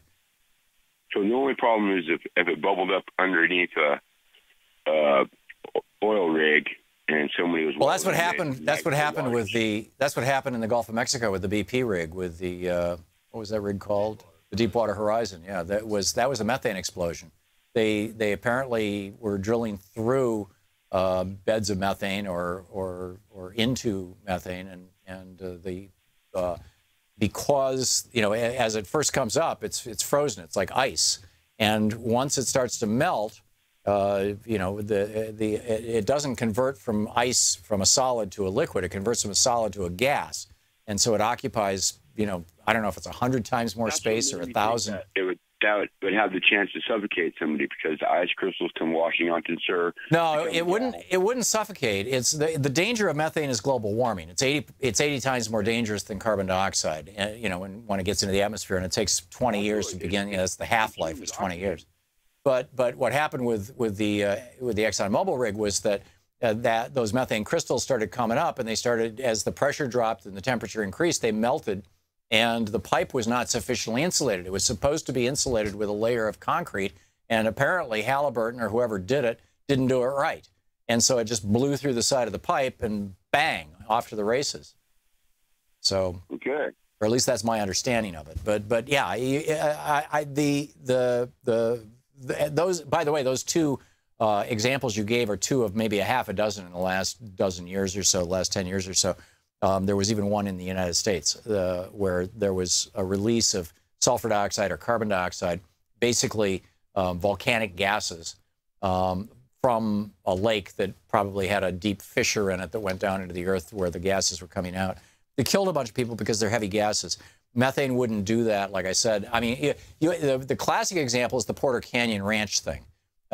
Porter Ranch or Porter Canyon Ranch in Los Angeles was a dome that they had pumped all the oil out of, and they'd filled it with natural gas. It was and they had gas lines running through there, and one of these things burst and started spraying natural gas, methane, into the atmosphere. Took a couple days before anybody figured it out, they figured it out because people downwind were getting sick. I was there, with Mark Ruffalo and Norman Lear. We were actually there. We were down the road from there with a bunch of people from there who were like fleeing, who were telling stories of their kids having, sores and coughing up blood and getting sick. But that was from the natural gas and all the high fraction hydrocarbons that were with it. But but it was just pouring out of there. I mean, it's kind of a different thing. But I get your point, Paul, and I think this is all important stuff for us to be talking about. Thank you for the call, and thanks for bringing it up. Marie in Albuquerque, New Mexico, listening on KABQ. Hey, Marie, what's up? Marie? Okay, I'm going to put Marie on hold. She's on line 2, Nate. And let's try Russell in Hickory Hills, Illinois. Hey, Russell, what's up? Hi, Tom. You're talking about ruthless. This is a bozo. We got Browner, our governor, spitting nails because we finally got a budget because the Republicans overrode his veto. Right. And now, because, colleges weren't going to open down in their area. So here's his new plan, Tom. He's going to run on re-election, blow up every union contract, no pensions, no health and welfare. We'll start from scratch because you people are making too much money. Right. But we've got to have billions for my friends and tax cuts here. The guy is he's just in concrete. No unions. He doesn't want the schools in Chicago to get a dime. He's going to veto another bill for school funding that they got to override. The guy is just hates unions. Bruce Browner is just another heartless Republican greedhead, and probably a cokehead as well, as in, being funded or supported by the Koch brothers. I don't know that specifically. Another greedhead. Russell, you're listening to Thom Hartmann. Visit ThomHartmann.com for audio and video archives. The people of Illinois, you have my sympathy, and you have my encouragement to get politically active. We'll be back.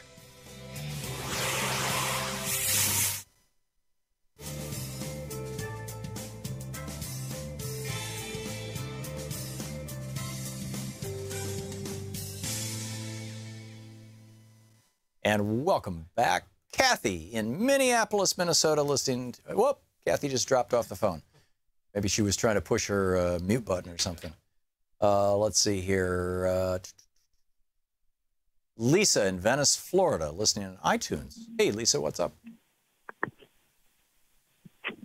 Lisa? Sorry, you have to speak. Thank you. Thank you. Can you hear me? Yeah. Hi, thanks. Thanks to you and all your crew, actually, because these last months of craziness have really been trying my sanity. Welcome to the club. It's been awful. There's so many issues to talk about, but I really like to get back to the net neutrality. Yeah. There's been two things that have been the scariest to me since November, and that is us getting into another war or the end of net neutrality. And the main reason for that is I'm just very concerned about censorship, not just them slowing down. About what? I'm sorry, I missed the word. Censorship. Oh, Because censorship. I'm sorry. Yeah. Yeah, your phone is not the very best, but thank you, Lisa. Censorship. Okay. I agree. I mean, the net neutrality is essential to maintain an informed populace. And what would be the new Fox News of the Internet, and just completely muzzling any truth out there. I mean, not just slowing avenues like you down, but, you know, completely closing them. Yeah. Comcast owns MSNBC, and Andy Lack is slowly but steadily turning MSNBC into a right-wing network. And if net neutrality is blown up and you get your services from Comcast, the next Fox may well be MSNBC. It was back before, 2003 or 2004. MSNBC was big champions for George W. Bush and for the war in Iraq and all that kind of stuff. It was, by and large, a right-wing network. And they're going back to those right-wing roots. And if Comcast is your internet service provider and they own MSNBC and MSNBC becomes the new Fox News, they can deliver that to you in high def, super easy, super fast, right there, right on your computer, anytime you want, complete with a little button up at the corner so you can always access it because they're your ISP. But guess what? It's going to be really hard to get anybody else. CBS, ABC, other networks, this program, Comcast. If they do away with net neutrality, Comcast, they may not do it, but they certainly will have the ability to say, no, we're not going to carry progressive programming into the tens of millions of homes that we provide cable to. I don't know how we'd fight anything that's going on if we don't even know what's going on, and it would be that much closer to a dictatorship. I agree. That said, look at China, or at Hong Kong anyway. It's an instructive tale. There is still resistance to tyranny, and there's resistance to internet censorship. And the Chinese government and administration have gotten extremely brutal. Well, they've been extremely brutal since the Cultural Revolution. And I hope that the United States would never go down that road. But God only knows. I mean, when the plutocrats entirely own the media, all bets are off. Lisa, thank you for the call. I'm sure you're concerned. Big time. We'll be right back.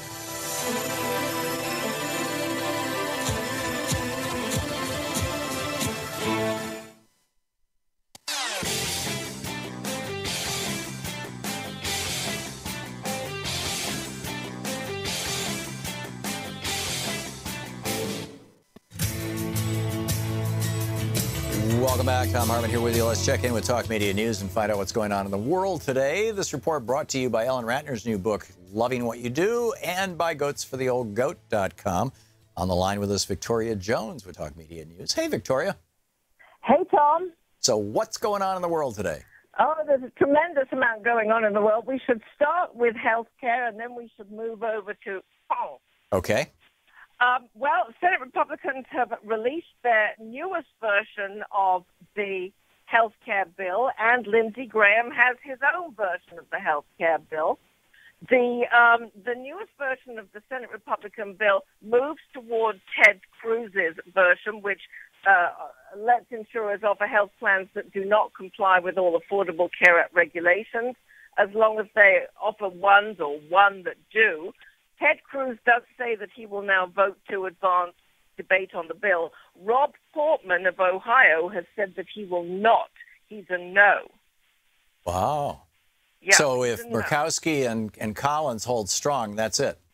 Yeah, that's it. We don't know. I've not seen. I'm on my Twitter feed obsessively. I've not seen that yet.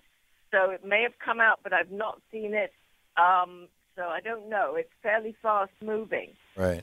But there are, they have increased opioid treatment funds by another $45 billion. That's something that was very important to. 25 minutes ago, Susan Collins. Still deep cuts to Medicaid in Senate bill. Will vote no. Wow. So it's they're going to need one more no vote to kill the thing. Yeah. She says she's ready to work with Republicans and Democratic colleagues to fix flaws in ACA.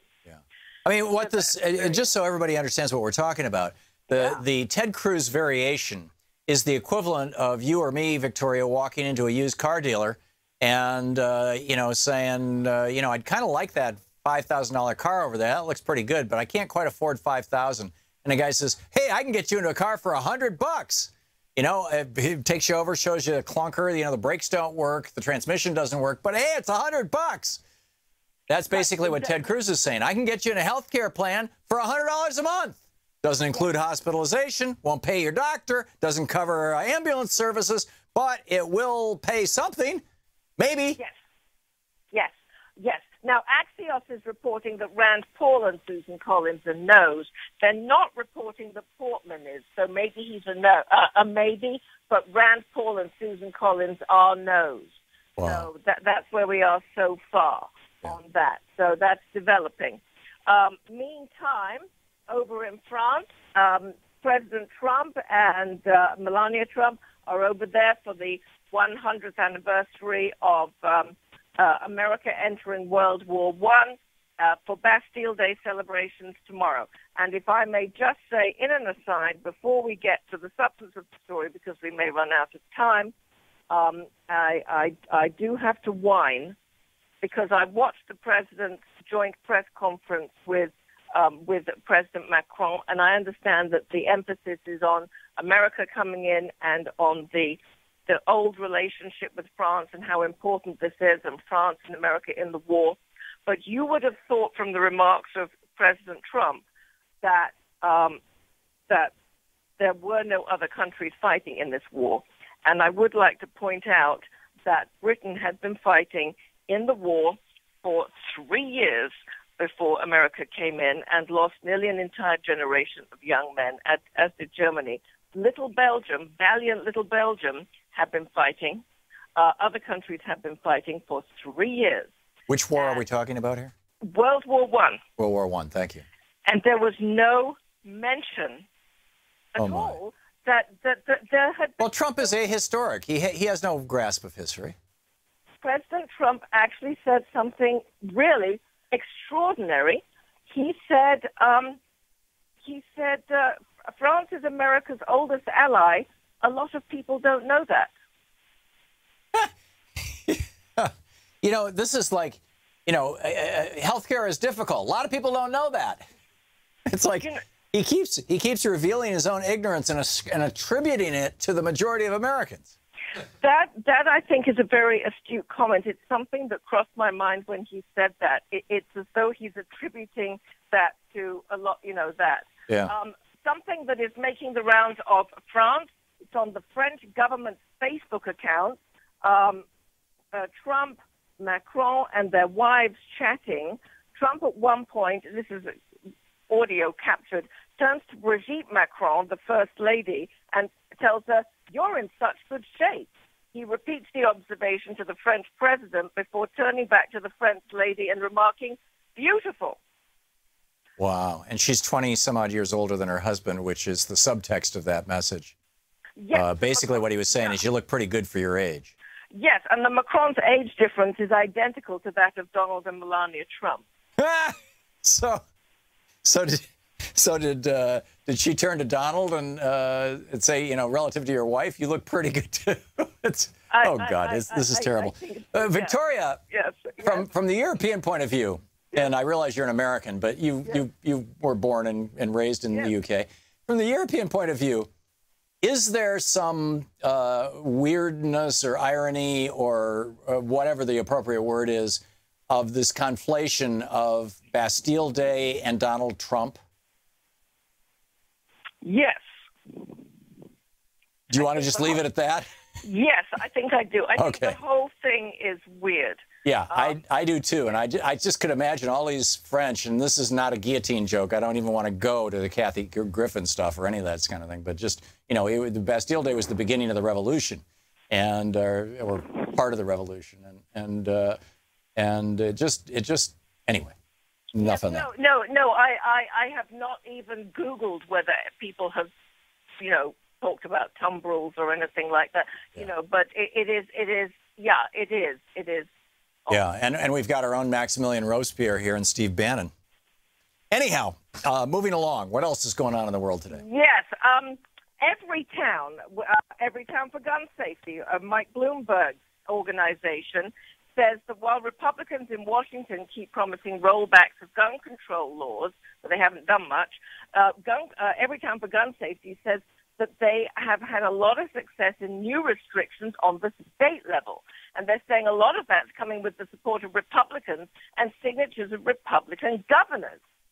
And they say Louisiana, Nevada, New Jersey, North Dakota, Tennessee, and Utah have all passed new restrictions on firearms for domestic abusers.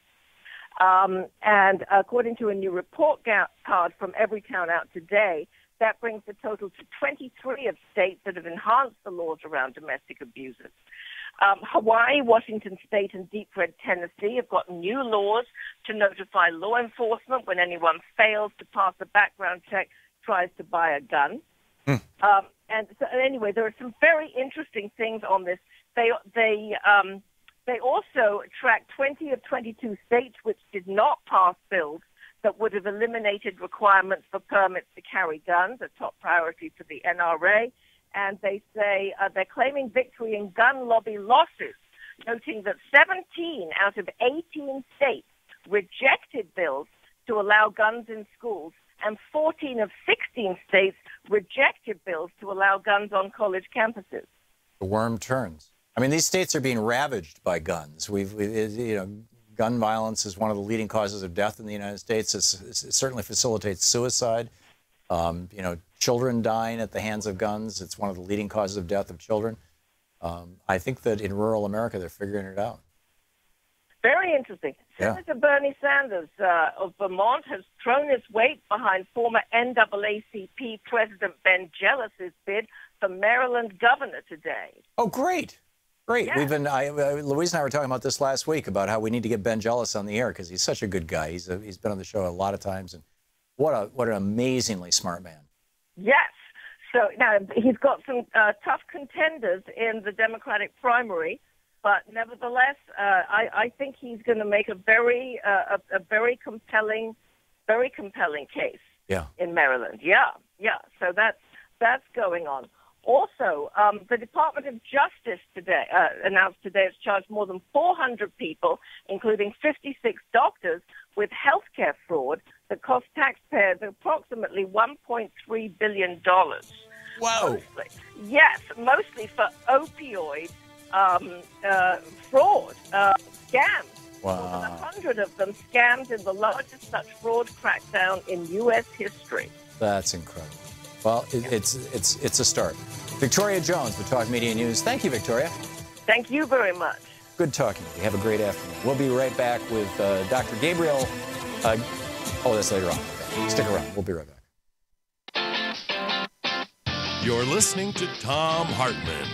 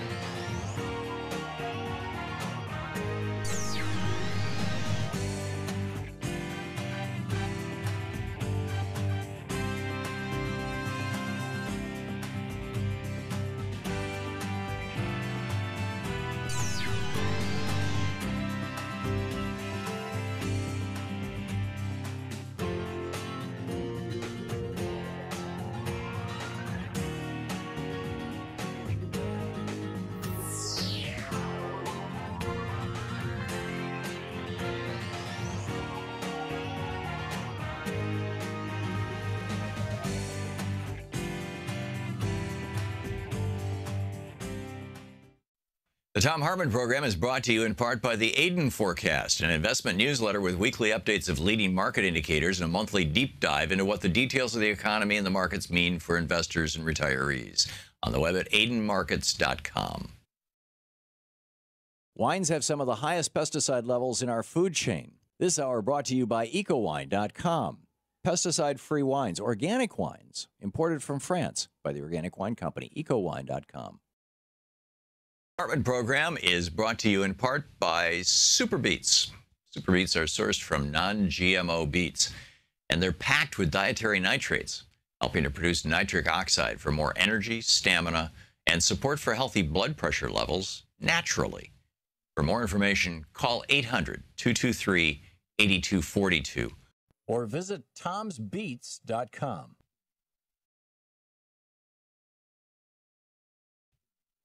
I'm Nina Turner, and you're watching Free Speech TV.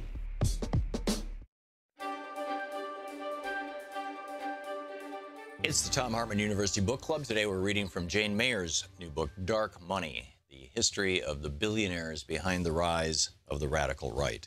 And it's, by the way, just an extraordinary, astonishing book. This is from chapter 19, sort of the introductory chapter. And she's talking about one of the Koch summits where all these billionaires get together and plan strategy and throw money into the pot and that kind of thing. The highlight of the Koch summit in 2009 was, which, by the way, was the year President Obama's first year in office, was an uninhibited debate about what conservatives should do next in the face of their electoral defeat. As the donors and other guests dined in the hotel's banquet room like Roman senators attending a gladiator duel in the Forum, they watched a passionate argument unfold that encapsulated the stark choice ahead. Sitting on one side of the stage facing the participants was the Texas Senator John Cornyn, the head of the National Republican Senatorial Committee and former Justice on the Texas Supreme Court. Poised on the other side of the moderator was the South Carolina Senator Jim DeMint, a conservative provocateur who defined the outermost anti-establishment fringe of the Republican Party and who, in the words of one admirer, was the leader of the Huns. 57 at the time, he was 5 months older than Cornyn, but his dark hair, lean build, and more casual aw-shucks style made him appear years younger. Before his election to Congress, DeMint had run an advertising agency in South Carolina. He understood how to sell, and what he was pitching that night was an approach to politics that, according to the historian Sean Willits, would have been recognizable to DeMint's forebearers in the Palmetto State as akin to the radical nullification of federal power advocated in the 1860s by the Confederate secessionist John C. Calhoun. The two Republican senators had been at loggerheads for some time. That night, they gave opposing opening statements. Cornyn spoke in favor of the Republican Party fighting its way back to victory by broadening its appeal to a wider swath of voters, including moderates. In contrast, DeMint portrayed compromise as surrender. He had little patience for the slow-moving process of constitutional government. He regarded many of his Senate colleagues as timid and self-serving. The federal government posed such a dire threat to the dynamism of the American economy, in his view, that anything less than all-out war on regulations and spending was a cop-out. DeMint was the face of a new kind of extremism, and he spoke that evening in favor of purifying rather than diluting the Republican Party. He argued that he would rather have 30 Republicans who believed in something than a majority who believed in nothing. A line that was a mantra for him and that brought cheers and applause from the gathered onlookers. Rather than compromising their principles and working with the new administration, the Obama administration, DeMint argued, Republicans needed to take a firm stand against Obama, waging a campaign of massive resistance and obstruction regardless of the 2008 election outcome. Then they go through a discussion about how they debated, the TARP, and DeMint had voted against it, Cornyn for it, and, some of the just issue things. Sitting silently at a table in the front row through all this were Charles Koch and his wife, Liz. No one came to Cornyn's defense. It was widely assumed that the Kochs, as hardcore free market enthusiasts, had opposed the huge government bailouts of the private sector.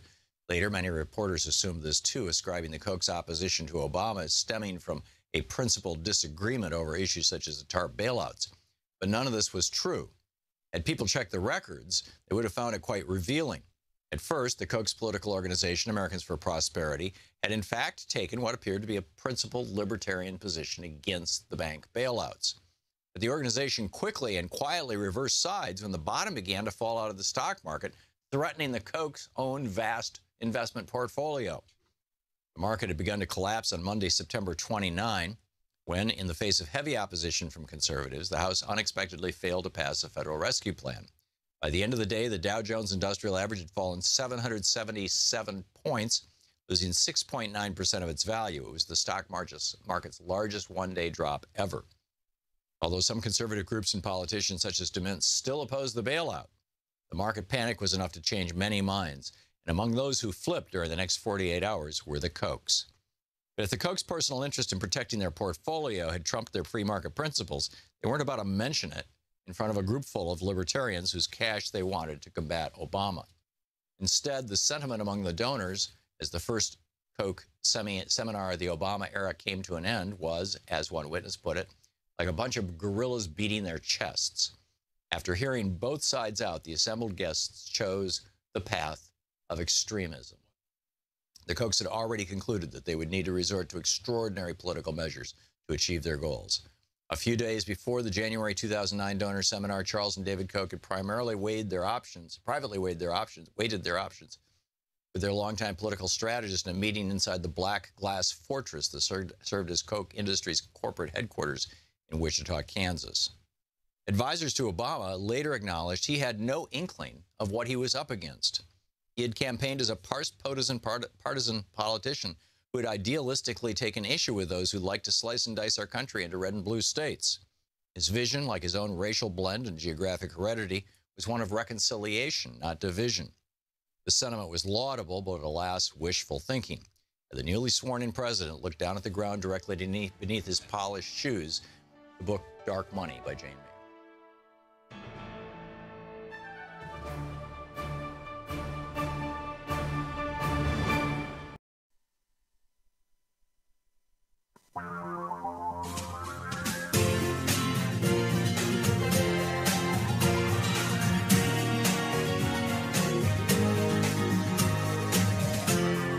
This is the Thom Hartmann Program. Welcome back. Thom Hartmann here with you. Well, the Republicans in the Senate have dropped Trump Care 3.0. I don't know if they've come up with a new name that sounds something like President Obama would name something. Originally, it was the American Health Care Act, the AHCA, because the ACA polled so well, right? So because the Republicans, they don't care about what's actually, in it. It's like what people think it is. That's what's important.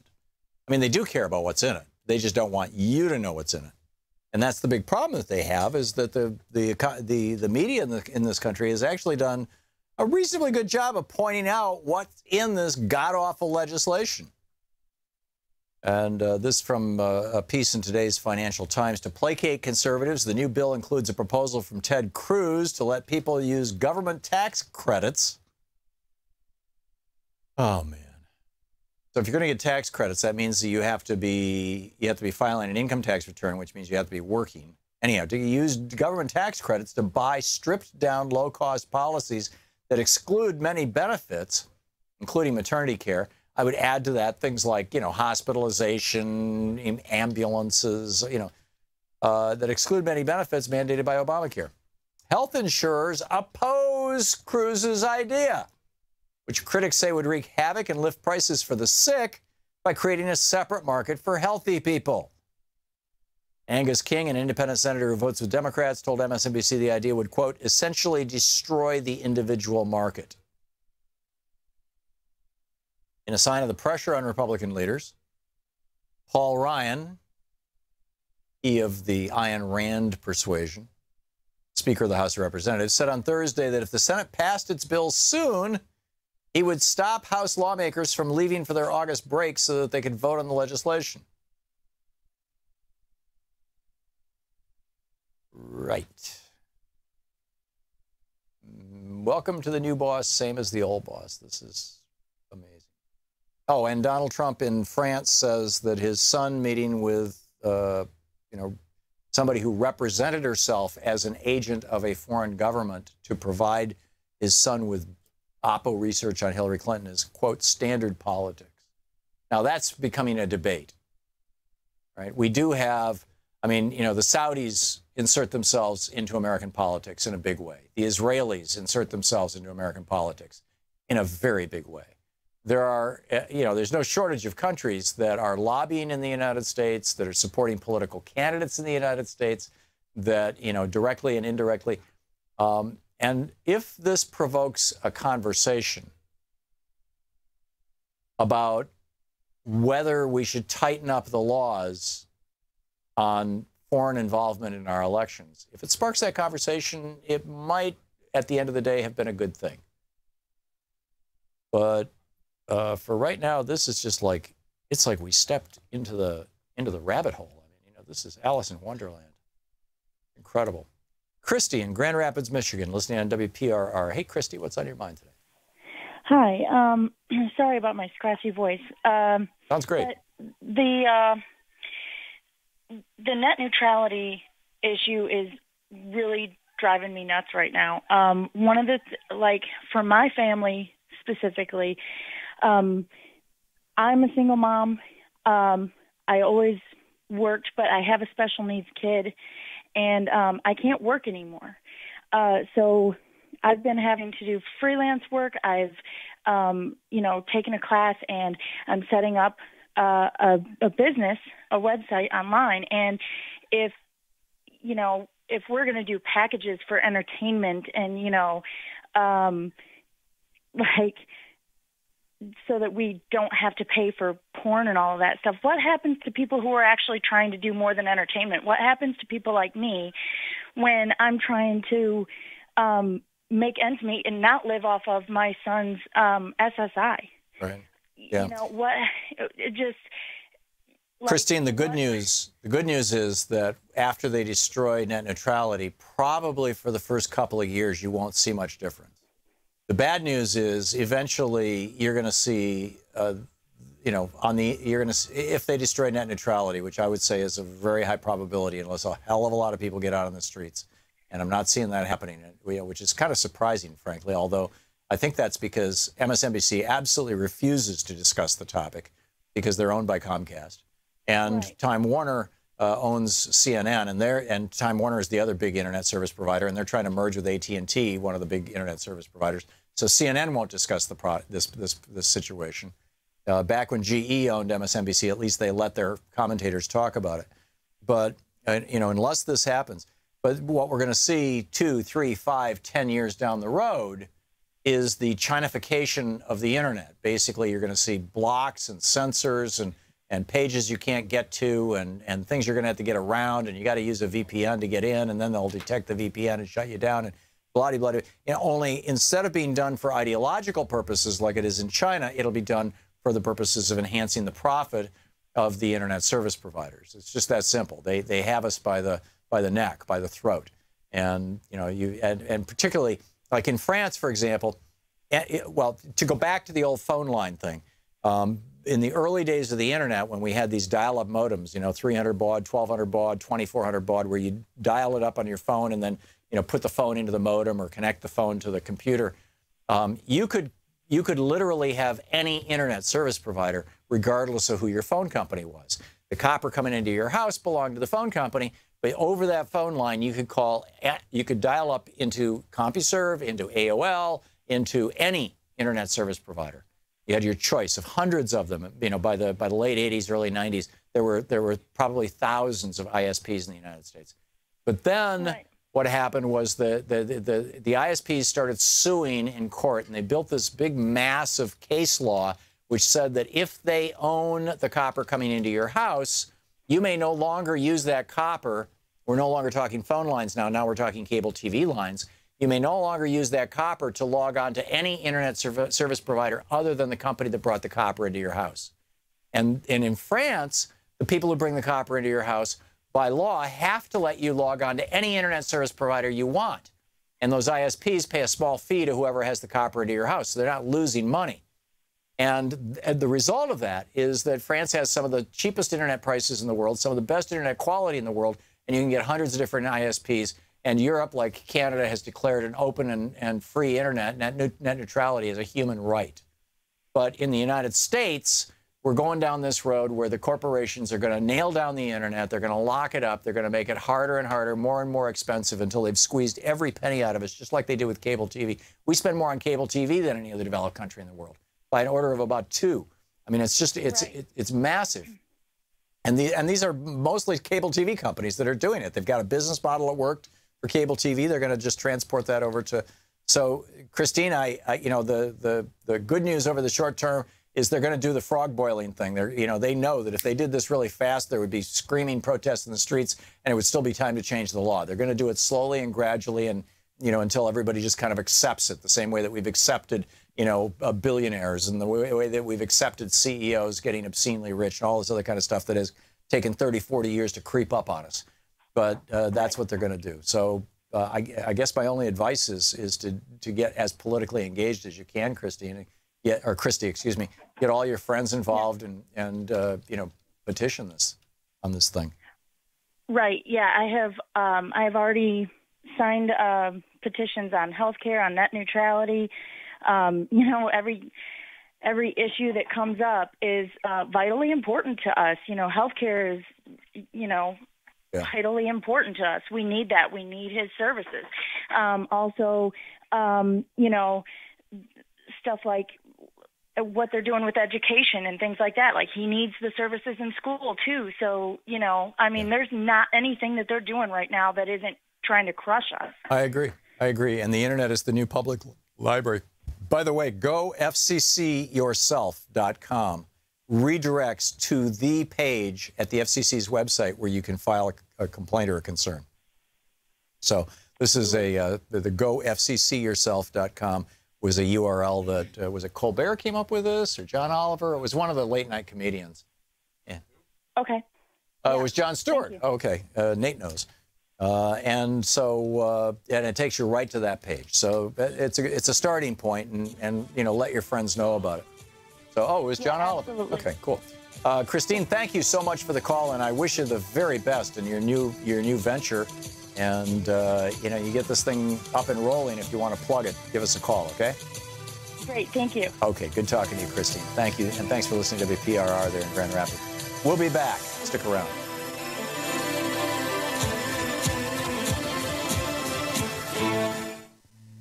This is the Thom Hartmann Program. Grand Rapids, what a great town. I was born in Grand Rapids. It's a great town. Other than, the right-wingers and... Oh, it's a great town. We'll be back.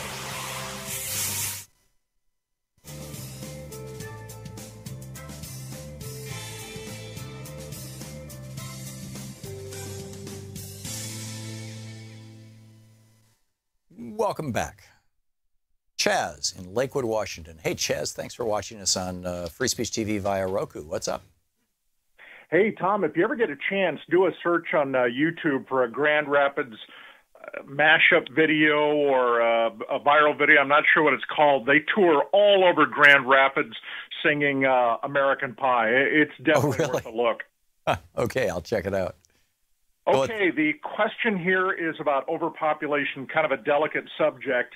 And I know you had callers talking about it a couple days ago. We're expecting to reach a world population of about 10 billion by the year 2050.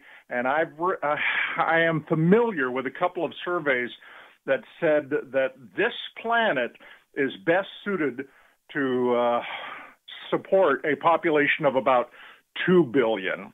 And I'm just wondering if you, the callers, or the chat room might know where I can find that survey and where we can kind of get that going. I'm not talking about eugenics, but China, for instance, went with one child per couple, and that seemed to have helped some of their problems. Yeah, it slowed the rate of their population growth. When they started that, they were in the neighborhood of 1 billion, and I think they're at around 1.3 billion now. But they've also gotten a lot wealthier, and so they've dialed back on the one-child policy. The principal way to regulate population is by empowering and educating women. Yes.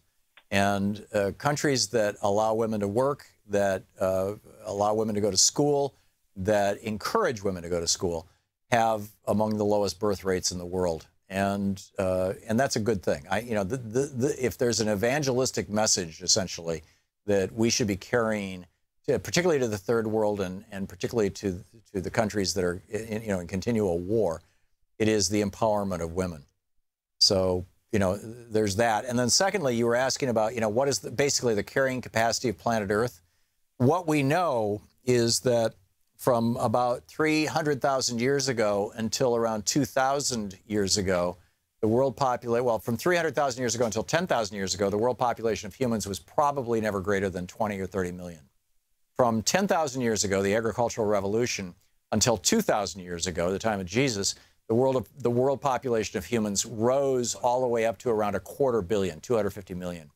From the time of Jesus until the year 1000, we went, the year 1000, the middle of the Dark Ages, we hit about 500 million people. And from the year 1000 to the year 1800, the year that Thomas Jefferson was elected president, we finally hit 1 billion people.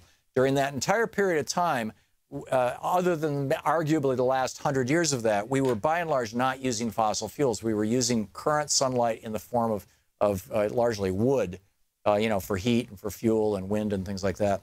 And so that's an indication of what the carrying capacity of the planet is without fossil fuels.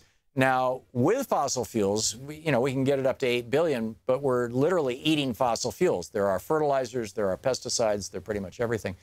And so then the question becomes, okay, without fossil fuels, but with things like solar and wind and hydro, with technology, what's the carrying capacity of the planet? And then of course, you get into agricultural technology. If we were to do away with factory farming and do, sustainable agriculture, what would the carrying capacity? And there you get numbers all over the map, from 1 billion to around 4.5 billion, depending on who you're asking. So that's pretty much everything I know about it, Chaz. I hope that's it was a starting point in there for you. Thanks for the call and thanks for raising the issue. We'll be right back.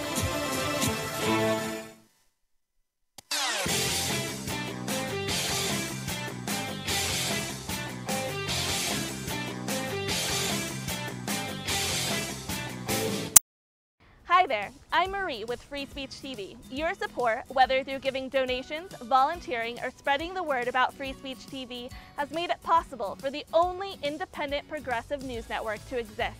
And for that, I want to say thank you. Now you can give to the network powered by the people by donating an unwanted or used vehicle through our Vehicles of Change program.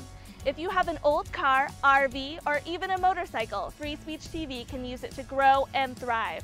You can make a bigger difference in supporting Free Speech TV by giving an old car. It's a great way to support the network without having to dig into your bank account. Just call 877-378-8669 and ask for more information about Vehicles of Change. Again, the number to call is 877-378-8669. If it has a VIN, we'll take it in. Thank you.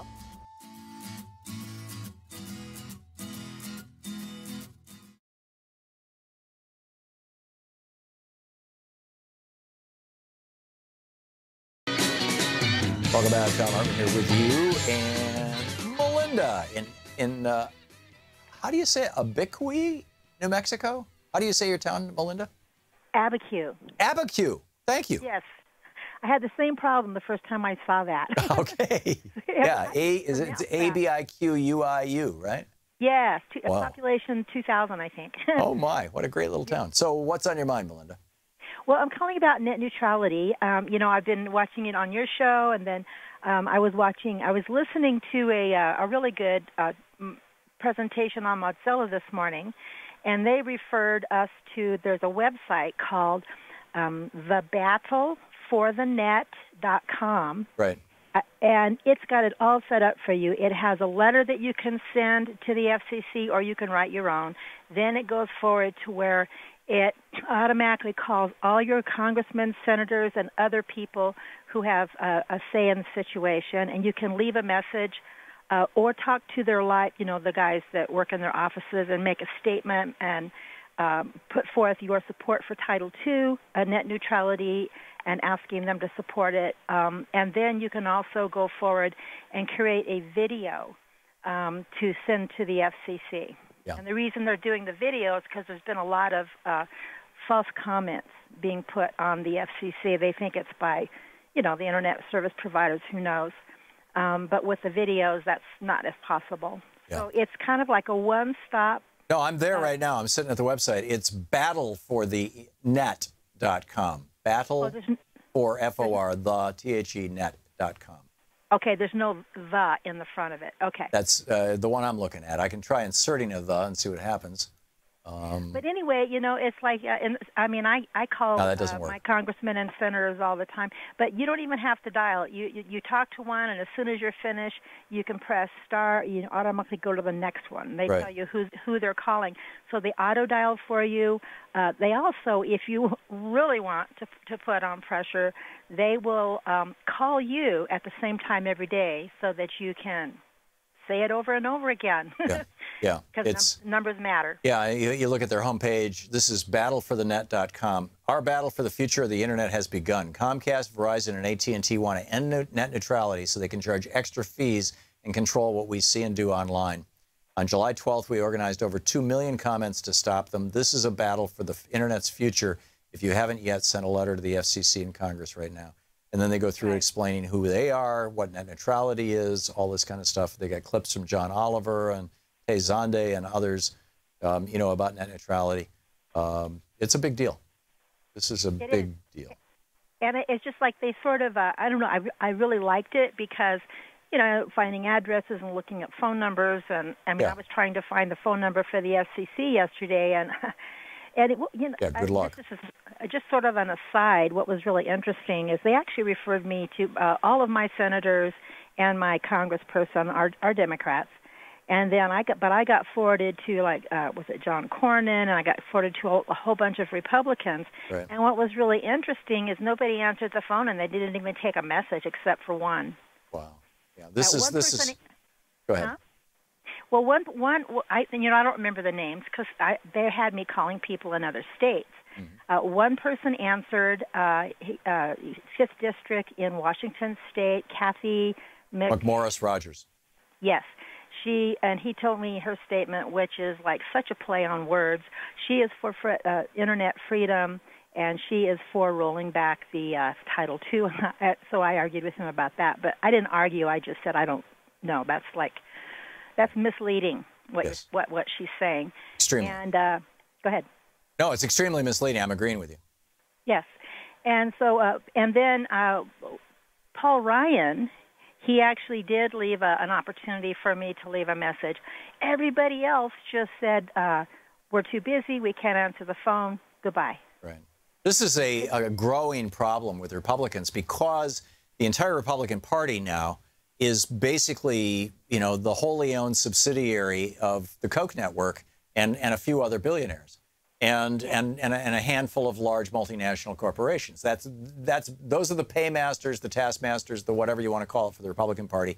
And that's all the Republican Party can do is serve those interests. And those interests right now include Comcast and Time Warner and AT&T and et cetera. And those interests also include now, the big health insurance companies and the billionaires who don't want their taxes to go up, which is why, people are trying to call about their health insurance. They're trying to call about net neutrality. The Republicans don't want to hear from them because they serve the 1% and the 99% calling them. It's like John Adams used to refer to the average person as the rabble, America's first conservative president. And that's how they view us. We're the rabble.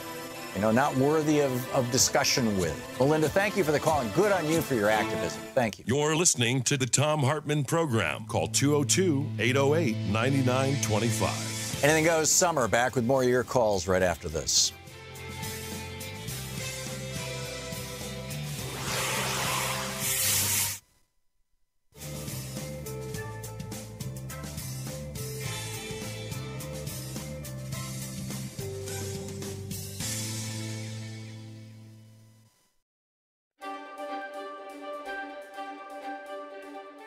It's the Thom Hartmann University Book Club. Today we're reading from Donut Economics, brand new book by Kate Raworth, 7 Ways to Think Like a 21st Century Economist. And on page 21 in the Who Wants to Be an Economist chapter, 7 Ways to Think Like a 21st Century Economist, here they are. Whether you consider yourself an economic veteran or novice, now is the time to uncover the economic graffiti that lingers in all of our minds. And if you don't like what you find, scrub it out, or better still, paint it over with new images that far better serve our needs and times. The rest of this book proposes 7 ways to think like a 21st century economist, revealing for each of those 7 ways the spurious image that has occupied our minds, how it has come to be so powerful, and the damaging influence it has had. But the time for mere critique is past, which is why the focus here is on creating new images that capture the essential principles to guide us now. The diagrams in this book aim to summarize that leap from old to new economic thinking. Taken together, they set out, quite literally, a new big picture for the 21st century economist. So here's a whirlwind tour of the ideas and images at the heart of donut economics. First, change the goal. For over 70 years, economics has been fixated on GDP, or national output, as its primary measure of progress. That fixation has been used to justify extreme inequalities of income and wealth, coupled with unprecedented destruction of the living world. For the 21st century, a far bigger goal is needed: meeting the human needs of every person within the means of our life-giving planet. And that goal is encapsulated in the concept of the donut. The challenge now is to create economies, local to global, that help to bring all of humanity into the donut's safe and just space. Instead of pursuing ever-increasing GDP, it's time to discover how to thrive in balance. Second, see the big picture. Mainstream economics depicts the whole economy with just one extremely limited image, the circular flow diagram. Its limitations have furthermore been used to reinforce a neoliberal narrative about the efficiency of the market, the incompetence of the state, the domesticity of the household, and the tragedy of the commons. It is time to draw the economy anew, embedding it within society and within nature and powered by the sun. This new depiction invites new narratives about the power of the market, the partnership of the state, the core role of the household, and the creativity of the commons. Third, nurture human nature. At the heart of 20th century economics stands the portrait of rational economic man. He has told us that we are self-interested, isolated, calculating, fixed in taste, and dominant over nature. And his portrait has shaped who we have become. But human nature is far richer than this. As early sketches of our new self-portrait reveal, we are social, interdependent, approximating, fluid in values, and dependent upon the living world. What's more, it is indeed possible to nurture human nature in ways that give us a far greater chance of getting into the donut's safe and just space. Fourth, get savvy with systems. The ironic crisscross of the market supply and demand curves is the first diagram that every economic student encounters. But it is rooted in misplaced 19th century metaphors of mechanical equilibrium. A far smarter starting point for understanding the economy's dynamism is systems thinking, summed up by a simple pair of feedback loops. Putting such dynamics at the heart of economics opens up many new insights, from the boom and bust of financial markets to the self-reinforcing nature of economic inequality and the tipping points of climate change. It's time to stop searching for the economy's elusive control levers and start rewarding it as an ever-evolving, complex system. Fifth, design to distribute. In the 20th century, one simple curve, the Kuznets curve, whispered a powerful message on inequality. It has to get worse before it can get better, and growth will eventually make it up, or even it up. But inequality, it turns out, is not an economic necessity. It is a design failure. 21st century economists will recognize that there are many ways to design economies to be far more distributive of the value that they generate, an idea best represented as a network of flows.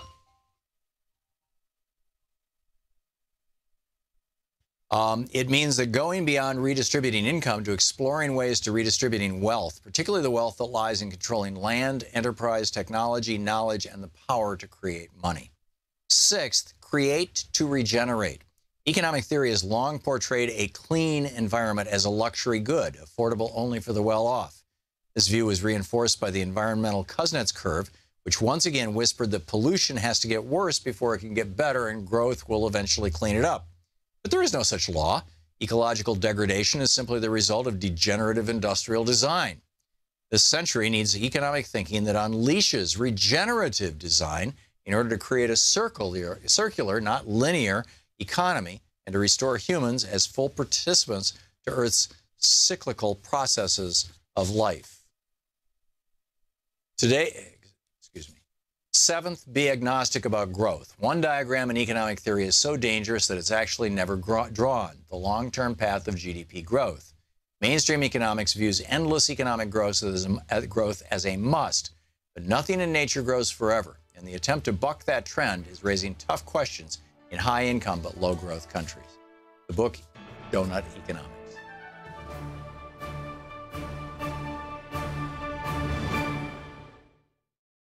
Hey, want to hear that clip again? Subscribe to the Thom Hartmann Program on YouTube to see all your favorite show highlights.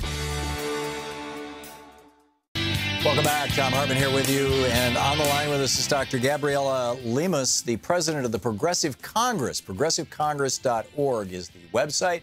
You can tweet her at PROG Congress or at Gabriela D. Lemus. And Dr. Gabriela Lemus, welcome to the program. Thank you. Thank you so much for having me. I've just been spending some time on your website, ProgressiveCongress.org. It looks like you're up to some great stuff. You want to tell our viewers and listeners about it? Yeah, I'd love to. I'm actually really excited. Part of the challenge of working with Congress is you tend to stay in the Washington area. So this year, as part of the Resistance Summer, we put together a series of regional events that mirror our annual event in February, which is an annual strategy summit. And we are going to be focused on fighting Wall Street's anti-worker agenda, bringing together local and state progressive elected leaders with members of the caucus and their staff, but also together with advocates. Because anytime we do a convening, the beauty of it is we bring everybody to the table to really talk about how we can build out strategies and talk about issues to engage voters. And in this case, what makes me very happy and was one of our intents was this idea of building infrastructure between election cycles around issues. Mm-hmm. And for example? For example, it's a day-long program we're going to host in Minneapolis. And we're targeting, we're working with 6 states, but everyone's invited. Iowa, Illinois, Ohio, Michigan, Wisconsin, and of course Minnesota. And we picked Minnesota because it's, God bless it, it's a little island surrounded by right-to-work states. Right. And we just want to be supportive of the work that they've been doing. And in Minneapolis specifically, they've had some success recently with regards to extending benefits, family medical leave, I believe, for their state employees and their city employees. They passed the $15 minimum wage. The issues we're going to touch upon range pretty much around how Wall Street impacts us at a local level. We talk a lot about Wall Street, but it always seems like we're talking in the abstract. And the reality is that at the local level, you see a number of things happening, whether it's hedge funds seeking out those public dollars in the education system, and then targeting pension funds, or alternatively even payday lending and those kinds of activities, and how banks sometimes, especially in lower income communities, tend to overfine and overcharge fees to these. So it's bringing all this to light, working together with nonprofit organizations and advocacy organizations and labor unions that are already targeting this and have built campaigns around it. We don't need to reinvent the wheel. What we really need to do is bring people together that are already doing this kind of work with the elected officials who are also doing it, and then create kind of a regional narrative around what's happening in the Midwest. That is great. That is great. I'm excited. Yeah, me too. And it sounds like great stuff. Dr. Gabriela Lemus, the president of Progressive Congress, ProgressiveCongress.org is the website. Dr. Lemus, before I let you go, just a quick note. Like I said, I'm on your website. And, I think that somebody pushed the wrong button someplace. When I click on 2017 Summit on your website, it asks me for a password. So we're going to have to update that. Get that behind the fire. Get that out from behind the firewall there. But if you're in the Minneapolis area, and we're on the air in Minneapolis on KTNF, if you are in the Minneapolis area or any of these states in the Midwest want to come to this, get over to ProgressiveCongress.org. Dr. Lemus, thank you so much for being with us today. Thank you, and have a great day. Thank you. I wish you the very best. and thanks for the great work you're doing. We'll be back in just a minute. It's coming up on, 38 minutes past the hour. We'll be back with more of your calls and the news of the day and my thoughts on all of the above right after this.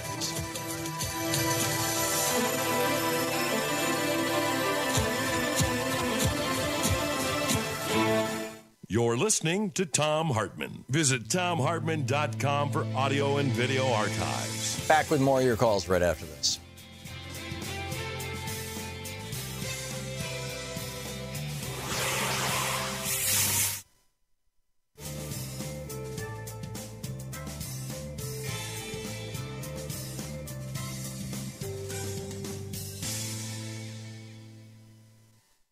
And welcome back.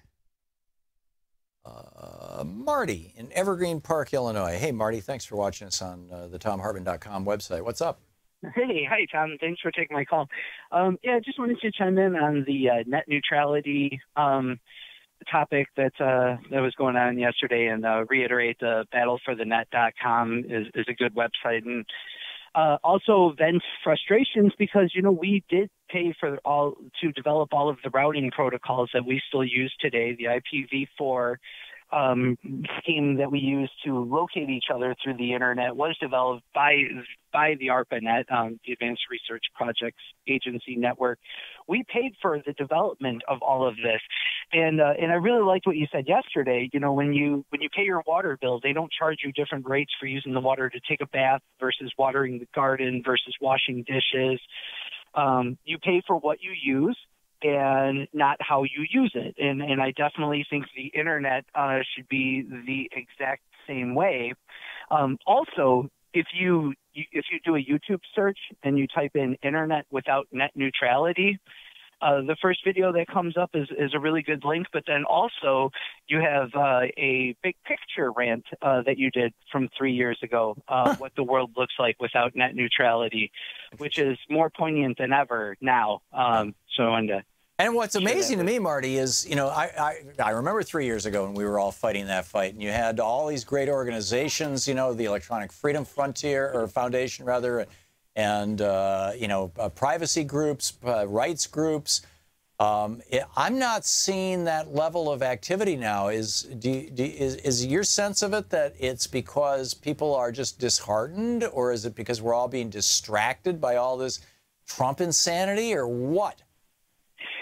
I think because, Reddit.com did a whole thing on the, on the Battle for the Net Day yesterday. Yeah. Individual websites are, but it's the mainstream media. And I think that's the difference. Before you heard more hullabaloo about it, but now since, I think the mainstream media wants this to go into effect so they can charge you different rates for. Oh, they absolutely do. And when you consider Time Warner owns CNN and Comcast owns NBC, MSNBC, surprise, it's like, Time Warner now also owns Huffington Post. They would like, to get that out there easy to find. And NBC is and CNN.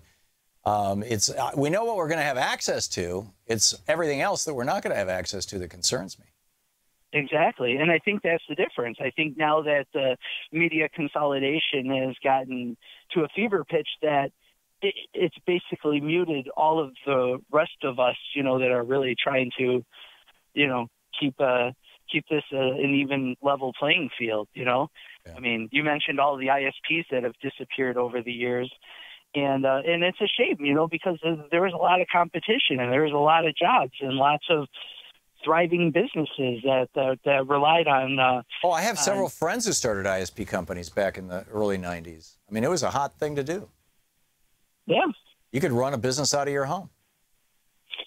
Yeah, exactly. You just get the right, you maintain the equipment and, you were the guy, in the neighborhood that, that provided that service to everybody else. And now it's all been gobbled up by, by the big. It's monopoly on steroids. This is the new business model of America, monopoly. Marty, thank you for the call. Very, very well said. And thanks for the great conversation. We'll be right back.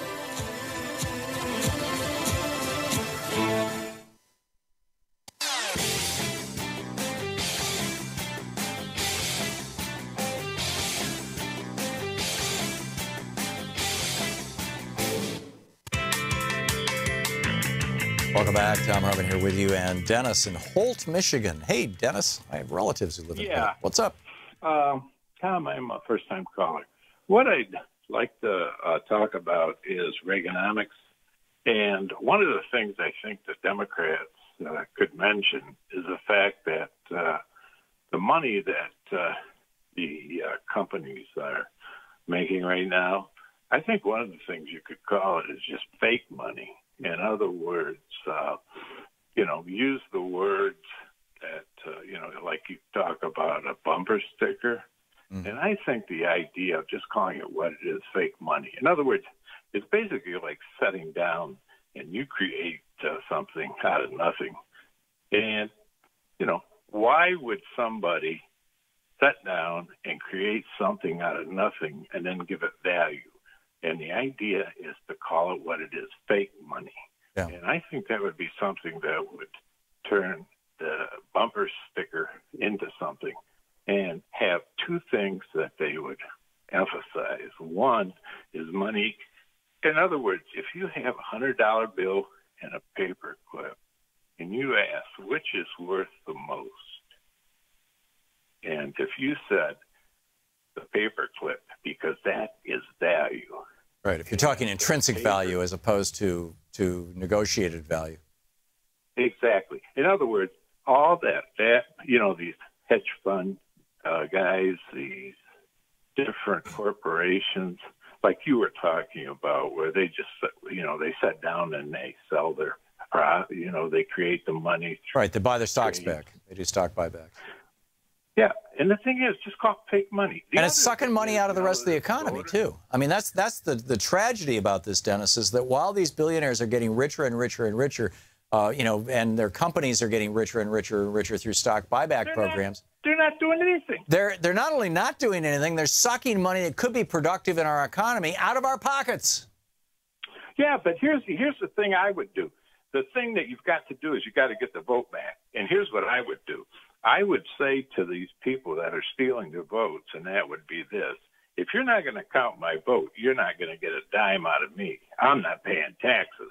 In other words, if the Supreme Court says you're not getting your vote, like Lindquist or that idiot said in the 2000, I would have said to him, I'd said, well, if you're not going to count my vote, you're not going to get any taxes out of me. And that would have been my argument. But why are they taking our vote and we pay taxes? In other words, if they're not going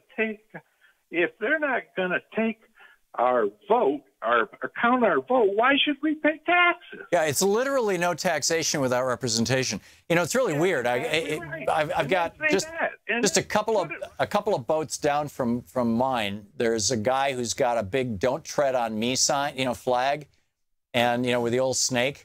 And I'm thinking, I should be and I know he's a Tea Partier, and I'm like, this really should be the progressives' flag, because it's like, they're trying to prevent us from voting, so they're denying us representation, and yet they want us to pay taxes.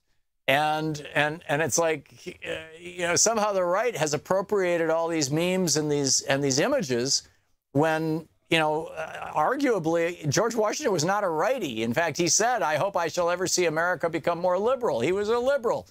And it's like, it's just amazing how things have been twisted. Dennis, I got to move along. There's other people want to drop in here, but thank you for the call, and well said, really well said.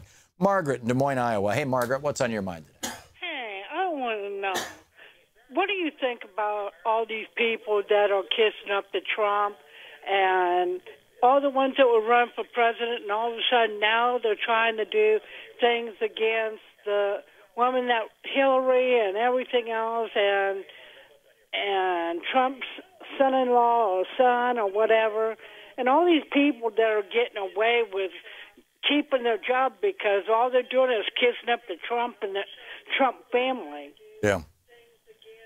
So what's the question, Margaret?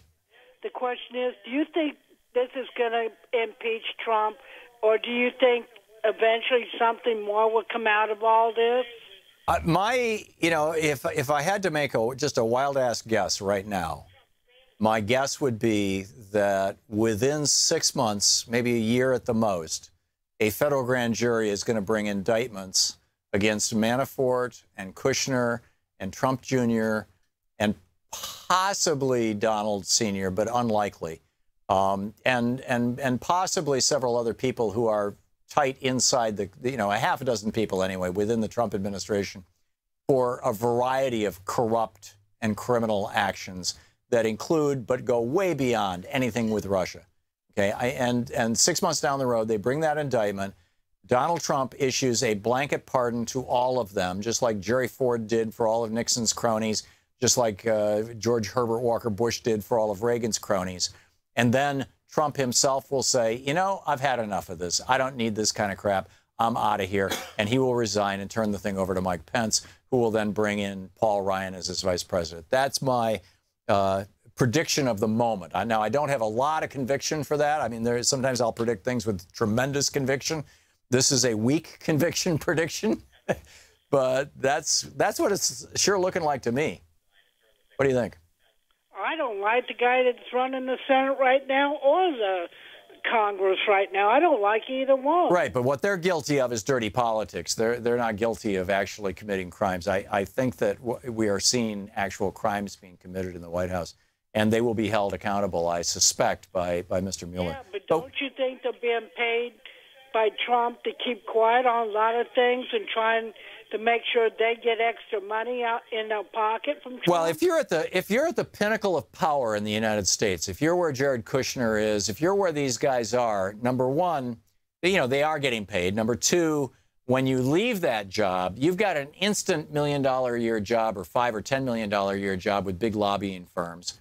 And so, it's not a matter of they have to get the money now. And number three, there's something apparently extraordinarily intoxicating about just having that kind of power at that level. So I don't think Donald Trump has to write a check to any of these people. The right wing, the foundation sphere, the right wing money sphere, the whole Koch network, everything, they're going to take very good care of these people, no matter what, just like they did Ollie North, just like they did G. Gordon Liddy, just like they did everybody else from the Nixon era. They're going to take good care of them. And we'll see where it goes. But Margaret, anyhow, thank you for the call, and thanks for raising the question. Bill in St. Helens, Oregon. Bill, what's on your mind today? Yeah, hi, Tom. If you get a chance, take a look at the original Communications Act of 1934, the formation of the FCC, and read their mission statement, and I'll just pluck the key part out of it. It says, to make available, so far as possible, to all the people of the United States a rapid, efficient, nationwide and worldwide wire and radio communication service with adequate facilities at reasonable charges. Wow. Right. Sounds to me like they're actually violating our First Amendment, too, because they're going to further restrict, every time they allow these mega mergers, et cetera, they're further restricting free speech. I don't see the FCC as even having the authority to get rid of net neutrality. Yeah. No, I absolutely agree with you. This I've mentioned this book, in fact, I think twice yesterday, America's Battle for Media Democracy. But it's really a remarkable story that, an even more significant battle than taking on the newspaper radio combines was the fight against radio monopolies, one of Chairman Fly's first acts. This was 1938, the FCC. And President Roosevelt's blessings was to reinvigorate an ineffectual FCC study of chain broadcasting's increasing market power. This study would serve as the vehicle by which Fly enacted an aggressive agenda to rein in chain broadcasters' domination of local radio stations via their network affiliations. Ultimately, these efforts led to the 1941 Report on Chain Broadcasting, often referred to as the Monopoly Report, and then to perhaps the FCC's most significant regulatory action against media conglomerates. Unlike the radio and newspaper cross-promotion investigation, this study would lead to substantive reform. The report outlined the FCC's chain broadcasting regulations, 8 rules that would dramatically restructure commercial broadcasting, including the divestiture of NBC's Blue Network. In other words, they had to sell off all their TV stations, or radio stations, excuse me. Fly characterized the new rules as, quote, based ultimately upon the premise the responsibility for broadcasting must remain in the hands of the more than 900 station licenses all over the country, rather than gravitating into the hands of the 3 or 4 nationwide network organizations. That was the FCC in the late 30s, early 40s. Exactly, Tom. And I think the key here is that I don't see anything in their charter saying it's their primary duty to streamline and maximize the profits of mega corporations. I just can't read between the lines anywhere. Even well, you can't find it in there because it's not in their bill. It's merely in the mission statement of the Republican Party. But spot on. And this book is just such America's Battle for Media Democracy by Victor Picard is an absolutely brilliant book. It's kind of dense, and it's sometimes in a little bit of legalese, but it's I had no idea how progressive the FCC was in the 30s, 40s, and 50s. It was just extraordinary. And Reagan, of course, took a meat axe to it. And then in '96, the same thing happened with the Telecommunications Act of 1996. Anyhow, Bill, thanks for raising the issue. It's a great one. Tony in Stafford, Virginia. Hey, Tony, what's on your mind? Yeah, when you were talking about indictments for Kushner and Donald Trump Jr. and all that, right? In 6 months to a year, it reminded me of an article I seen one time about. It was an interview with Roger Ailes. I think it was in Vanity Fair. But he said that if he would have had Fox News back when Watergate was breaking and Nixon, that they wouldn't have had to resign and Nixon wouldn't have resigned. Yeah, and he was right. He would have counted everything. And so if you look today, and those seeds are in the right-wing media right now. And so every time you come out with some solid evidence on the Trump administration, just like Donald Trump Jr. came out, said, yes, I did this. Well, they just automatically start countering it. Right. Yeah, and well, it happens every day. Right. And then they start looking for a fall guy, and try to blame it on Hillary Clinton. Yeah, which is obscene. And Fox News is the toy of Rupert Murdoch, a billionaire, and it represents the interests of billionaires in the United States and around the world. And the Republican Party is serving the interests of billionaires. So Fox News, of course, represents the Republican Party in a very good light. And progressives and Democrats tend to be more interested in the good of the country and of working people than the billionaires. So Fox News regularly trashes Democrats and progressives. I mean, it's a very, very simple formula. And what really concerns me is that more and more of our media is being bought up by right wingers. There's just talk about a right wing foundation buying Time magazine, for example. Can you imagine when Time magazine Newsweek is owned by the Moonies, I think, or at least it was for a while. And can you imagine when Time magazine becomes owned by Rupert Murdoch or a similar kind of entity? And, pretty much all the media in the United States, you've got Sinclair Broadcasting now buying television stations all over the country. You've got, right-wing organizations that are owning newspapers all over the country. When I lived in Portland, Oregon, the newspaper was owned by a company in New York State, pitching right-wing stuff. I mean, it's like the media landscape in the United States has gotten so corrupted, so bad. And that there's basically, no viable voices or very few viable voices on the non-billionaire side. Because we're seeing, as Jimmy Carter said on this program, we're seeing America slide into oligarchy, into tyranny, if you will. Tony, thank you for the call. And thanks for listening to Sirius XM.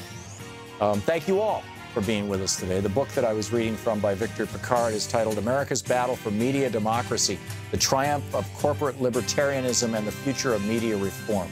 It's a fascinating book, and I encourage you to check it out. ProgressiveCongress.org if you're in the Midwest and you want to check out the conference. And that said, don't forget, democracy is not a spectator sport. It does require you. So get out there, get active, tag. You're in. See you tomorrow. You've been listening to Thom Hartmann. For audio and video archives, visit ThomHartmann.com.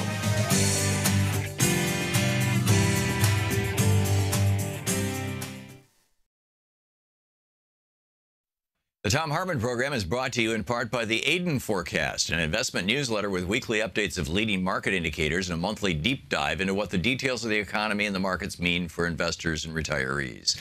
On the web at aidenmarkets.com.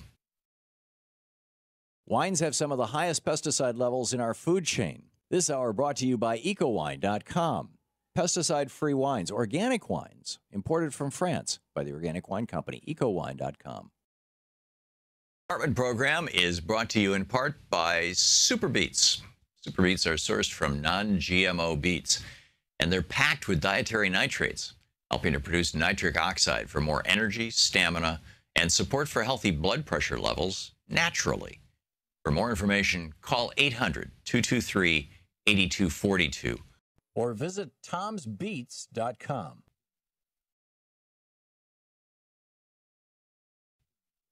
I'm Nina Turner, and you're watching Free Speech TV.